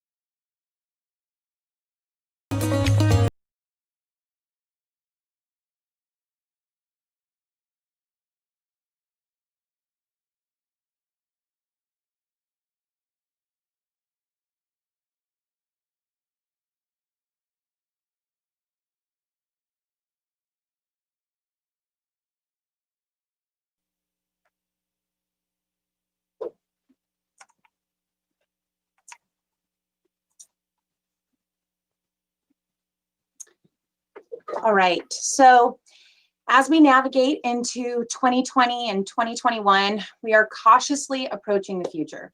We're looking closely at what our partners internally, like the city's finance team, for example, as well as externally, like organizations like Visit SlowCal and Visit California. We're looking closely to those teammates to be able to execute, to create, establish, and execute a flexible plan for 2020 and 2021, both leaving room to be able to adjust financially and what the future may hold for us, as well as in our marketing and advertising programs, knowing that sometimes we're going to need to keep our eyes and ears on what the appropriate message is when it is to be able to communicate out to the audience about San Luis Obispo. In our next meeting, like we talked about at the beginning, on the 20th of October, we're going to take you through some more information on what this looks like. So data points from things like arrivalist data on who's coming into San Luis Obispo, and different points of interest like our downtown, what that traffic is looking like for locals and non-locals. We're going to take a look at information from, for example, also the SlowCal community dashboard that our partners with Visit SlowCal have been able to put together to help us track and watch what economic recovery and visitor recovery looks like here in our community.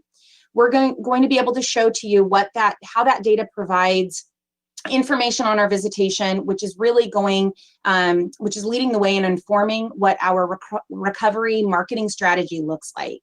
And so on the 20th, we'll be taking you through that.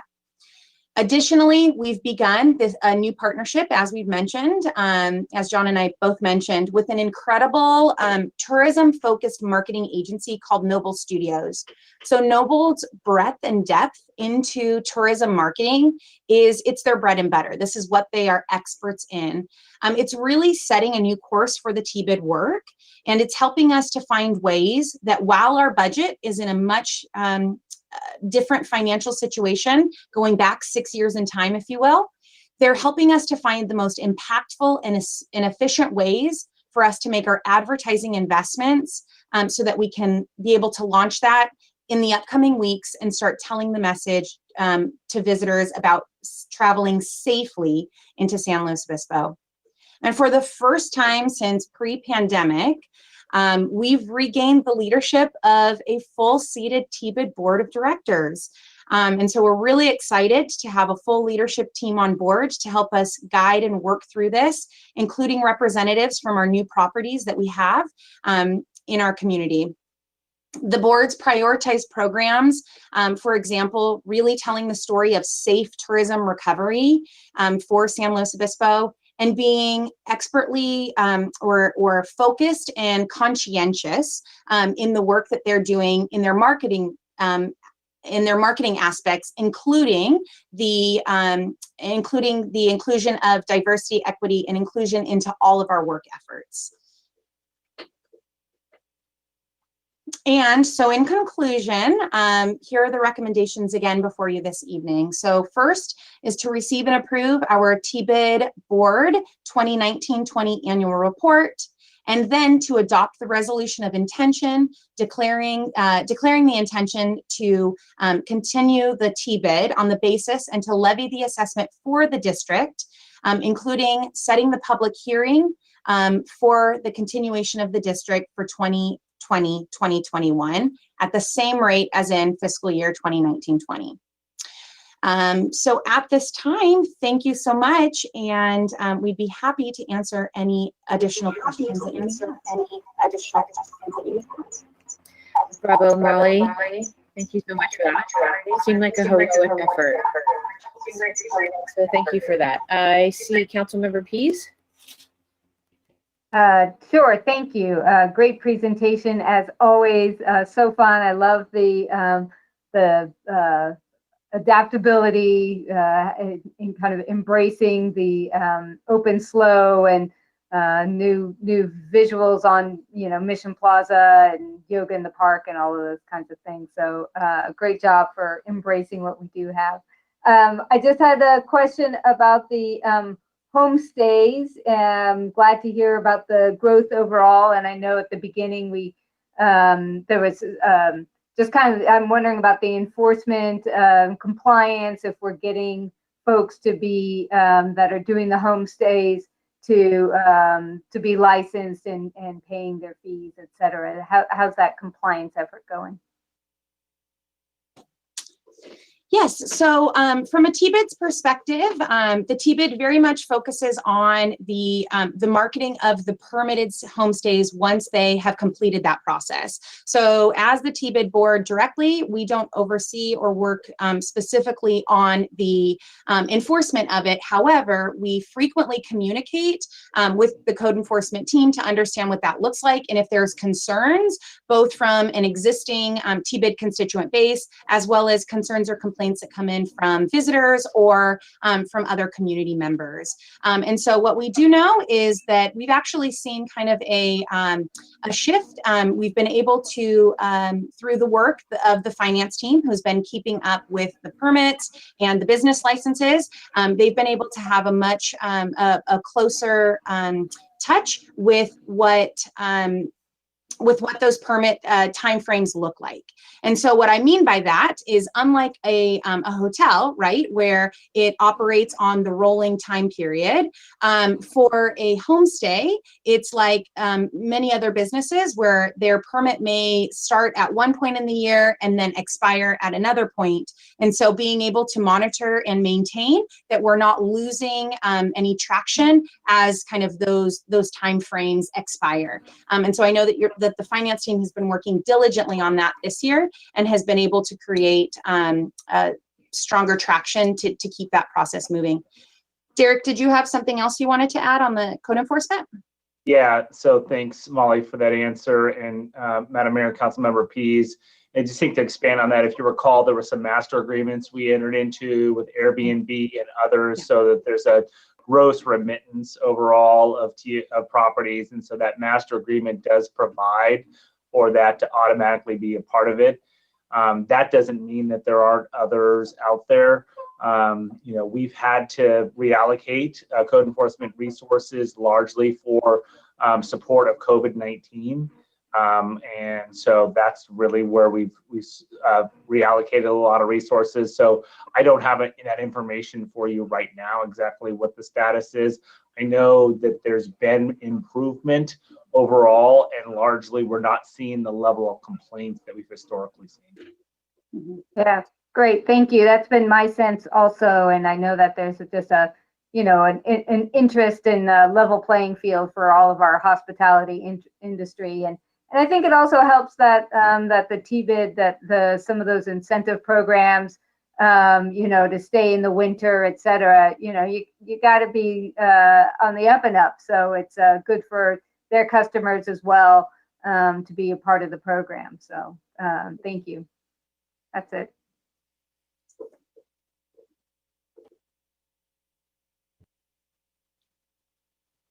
Councilmember Gomez. Yeah, thank you. At the beginning of the report, did I hear it correctly that Ms. Herman said 55% of sales tax is generated by tourism? Yes. Which previously the number was 70%, is that correct? Let me clarify that. So 55% is visitors. So Greg, if you want to jump in. So 55% is visitors. The other 15% is related to folks who, who work in the city, but maybe don't live here. So Greg, do you want to break down that number so that there is any sort of confusion? Sure. Yep. So again, 70%, and this is according to the most recent sales tax analysis that we did, of sales tax paid in through the city is from people who don't live in the city. So 70% people who don't live in the city. The two categories of people that make up that 70% are people who are visiting the area from outside of the county. So we would classify them as tourists, and that is 55%. And then the balance, the 15%, is made up primarily of people who live in the county and work in the city. When was that last done? It was done with 2018-19 data, so there's a lag on when we're able to get it. So we're characterizing that as historically what the rate has been. The last analysis that we did was 73%, but clearly those numbers will shift. Ultimately, though, we still think that the majority of funding of sales tax will be from folks who do not live in the city, and eventually that will return back to those rates. About by 2024, based on the projections that we just saw come out of this. But yeah, we don't have a specific projection on the sales tax side in particular, but that is a projection for tourism.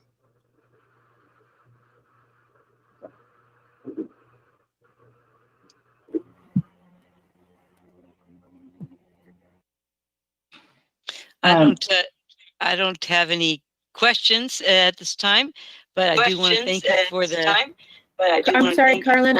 Carlin, I'm sorry. I think Erica had her hand up first. I had just called on her.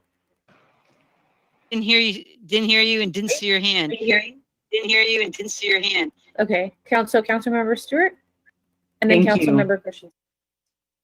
Thank you. Molly and John, thank you for a great presentation. As always, really fun. I missed seeing you during slow days, Molly, this year. I am also really happy to see that on your previous slide that diversity, equity, inclusion will be one of your focuses. As I looked at your beautiful video and pictures, there was really a lack of diversity. So I'm excited to see that that might be looked at. And when you say travel safely, I know we talk about social pods, social bubbles. Can you give us some examples of what that will look like, how you'll be describing that? Certainly. So, so really quickly touching on the diversity side of things, one of the things that the TBID board has put together is a task force that's looking at diversity, equity, and inclusion in all of our work. And part of the onboarding work that we are doing with our new marketing agency is taking into account how we show authentic diversity for our community in all of the work that we do. So we just completed a new photo shoot and video shoot for our new campaign, our Slow Ready campaign, which on the 20th, that we can't wait to share some of that with you. And so one of the big focuses was making sure that we were conscientious in the talent that was being invited to be featured in the various also diverse landscapes that we have available here in San Luis Obispo. And so that's just one example of how we will be applying that work across everything, kind of all the lenses that we look at, because of course, having San Luis Obispo be a warm, welcoming place, we know that it's the people that make our destination so special and why our visitors want to return again and again. And it's important for us to authentically be able to share that as well. So I didn't want to miss being able to touch on that. In terms of the positioning for safety, what that looks like for us is really explaining to the visitors and making sure that they are informed on what visitation looks like and what the requirements are here in our community.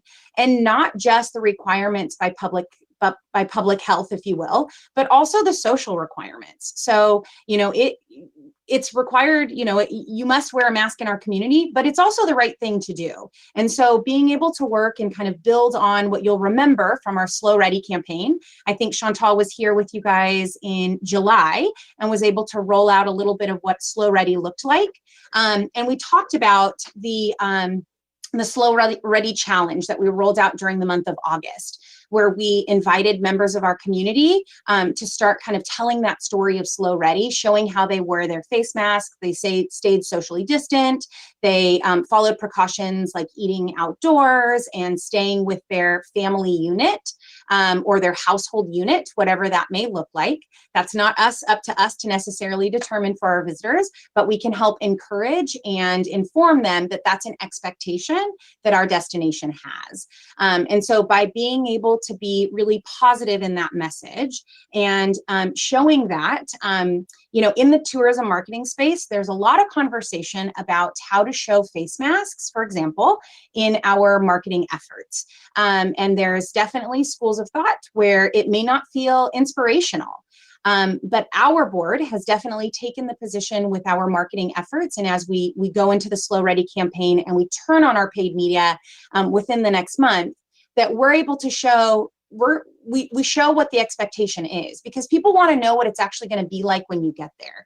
And so showcasing face coverings and eating outdoors and socially distanced, even in our advertising, helps set that expectation visually, as well as what they're going to be reading in our content through our blogs, through our social media, and web stories, etc. That's great. Thank you. And I really also really appreciate the authentic diversity attempt, so we don't have the weird tokenism at the same time. So thank you. Unmuted. Just wanted to see if I started to echo. Thanks very much, Molly and John, for the report. I always enjoy it every year, as like Councilmember Stewart mentioned. As a matter of fact, my 89-year-old mother and my two sisters came last week to celebrate my mother's 89th birthday. So we had a socially distanced get together. They did not get to come to my house, but we spent all of our time in their hotel, the various bars and such at the hotel, and then the restaurants. And they were incredibly impressed with not only the hotel and the restaurants, but all of the options that our city staff has been working so hard on the last few months, in terms of everything from signage around masks to just the parklets and running trails, everything. So really, they drove here from the Bay Area. They've been isolating themselves. With my mom's 89, so they've been helping to take care of stuff, and they just had a great time, and are perfect. They spent lots and lots of money downtown. They're desperate to go somewhere, anywhere besides their own place. So yeah, so that's their very good example of hopefully what we can go into. People who want to be safe, but also want to get out and go somewhere else. And so yeah, I'm feeling cautiously optimistic, but I'm really impressed and pleased that the TBID itself was right on it. If only the TBID and our city staff were running the country, we'd be a lot better off. Anyway, thank you. And I don't know if we're ready, but I can go ahead and make the motion for the resolution. Councilmember Christensen, City Clerk, do we have any public comment? Yes, we do. We have one. Oh, yes, we do. We have one. Thank you. Christina Pyers. Can you hear me? Yes. Can you hear me? Okay. I was actually calling in to implore you to not include homestays in the TBID or the TOT, actually. We have a homestay, and it's just the way that we have had to get creative in order to afford to live here.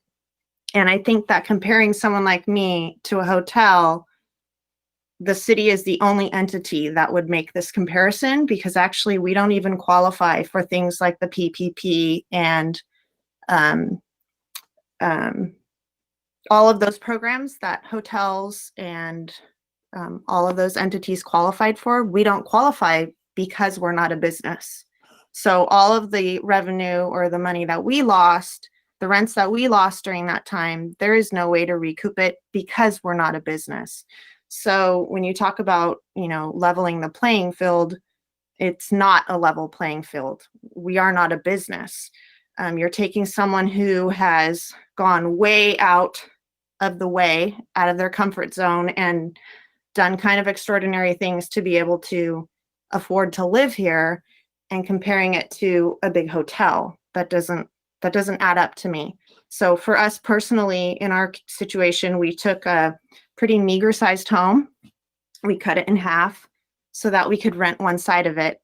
I literally have a family of 6 in a 2-bedroom home, and yet I'm being taxed a total, when you combine those two entities, like 13%, I think it is. It's honestly, from my perspective, it feels kind of predatory, to tell you the truth. It doesn't feel like a level playing field at all. I'm pretty confused about why we're even included. So I just wanted to offer you my perspective and hope that you would see that this is not, this is a very much of a supplemental form of income that we are giving a lot up in order to have this. It's not like we're sitting here comfortably in our regular sized home and then going out to a job. We're literally giving up our home, a piece of our home, in order to drum up this extra income in order to afford to live here. So that's it. That's all I have to say. Thank you, City Clerk. Are there any further public comments? No, there are not. No, there are not. Okay, thank you so much. I feel like we've had a lot of robust discussion in the past about that particular question. City Manager, or maybe Molly, is there maybe a link or something on our website that goes into a little more explanation that might be helpful for her to access? Yes, most definitely. And so she can go onto the city's website and in the search bar, be able to put in homestay onto the city's website, and that'll pull up all of the information about the homestay requirements and components, and give kind of the historical background on the homestay ordinance here in the city of San Luis Obispo, including the TOT, the breakdown for TOT, the TBID assessment, and the TMD assessment, which are all tax and assessments that are paid and passed on to the visitor who stays in the rental. All right, thank you for that. Councilmember Christensen? Yes, and maybe she might want to talk to someone about whether she has a business or not. I'm kind of a little bit confused about whether she has a homestay business versus rental. And obviously, you know, it's not a discussion issue right now, but there could be some confusion there. And so with that, I will go ahead and move staff recommendation to adopt the resolution for intention to continue the TBID Improvement District. I'll second. Unmuted. I'll second. Thank you. City Clerk? Councilmember Christensen? Yes. Christensen? Yes. Councilmember Pease? Yes. Councilmember Stewart? Yes. Vice Mayor Gomez? Yes. Mayor Harmon? Yes. Unmuted. Yes, and with that, it passes 5-0. Thank you, John. Thank you, Molly, for all the hard work that went into that. And I was going to say my condolences. That was what they were like to come up with for such a hard year for your industry. Really, so tough. Thank you for doing the best with a really tough situation. And then, Derek, did you have a follow-up about the original item at public comment? Madam Mayor, I'm happy to follow up with the conversation that had earlier. So during the break or during the meeting tonight, what I think I heard, subject to clarification for purposes of agendizing item, is that the council does not want a full-blown analysis. Certainly, you know, that's not our tradition. That's not our recommendation. We do have trust in the agencies that have been used as examples, and we do know that they put out quality work, but it's typically our practice to validate any sort of pronouncements that come forward for fact in supporting resolutions. You know, given that the Carpinteria resolution is fairly broad, it doesn't go into detail and is largely policy statements rather than recitals about what the bill does. It does provide pro and con arguments in the staff report, and we don't have a source for those arguments. We do think this is a low effort project if the council's not looking for a full-blown analysis. And if this is a priority, we can make some adjustments in my office and put a brief pause, and I can give some examples of what immediately in front of us that will be momentarily delayed. And I just want to emphasize that I think this is a low effort. If the council wants to place this on October 20th rather than November 17th, we would need to issue an agenda follow-up with agenda correspondence. This week, we don't have the capacity to do the staff report and resolution and get that out with the normal process. We would just put out the agenda and then we would follow up with an agenda correspondence. If the council is interested on November 17th, we can issue it in accordance with our normal agenda production timeframes. And so with that, we'd look direction from the council.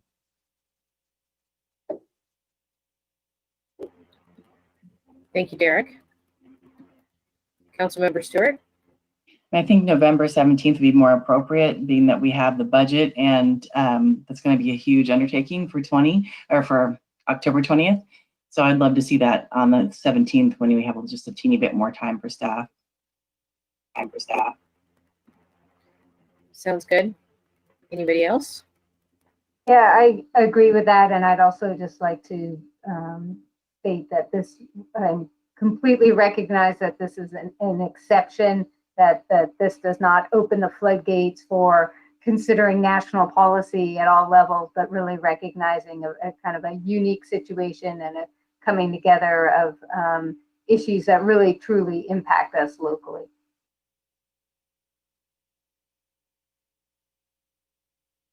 Okay. All right. So there's three, Derek. Do you need any? Are we good on that? I think we're good. I think what I heard will come back on November 7th. Agendize that consistent with our normal practices. So thank you for the opportunity just to be thoughtful and deliberative and figuring out a plan. Thank you. All right, great. Thank you so much. Does anyone have any council liaison reports? Okay, seeing none, then we will adjourn, and our next regular city council meeting is scheduled for Tuesday, October 20th, 2020 at 6 p.m. via teleconference. Meeting adjourned.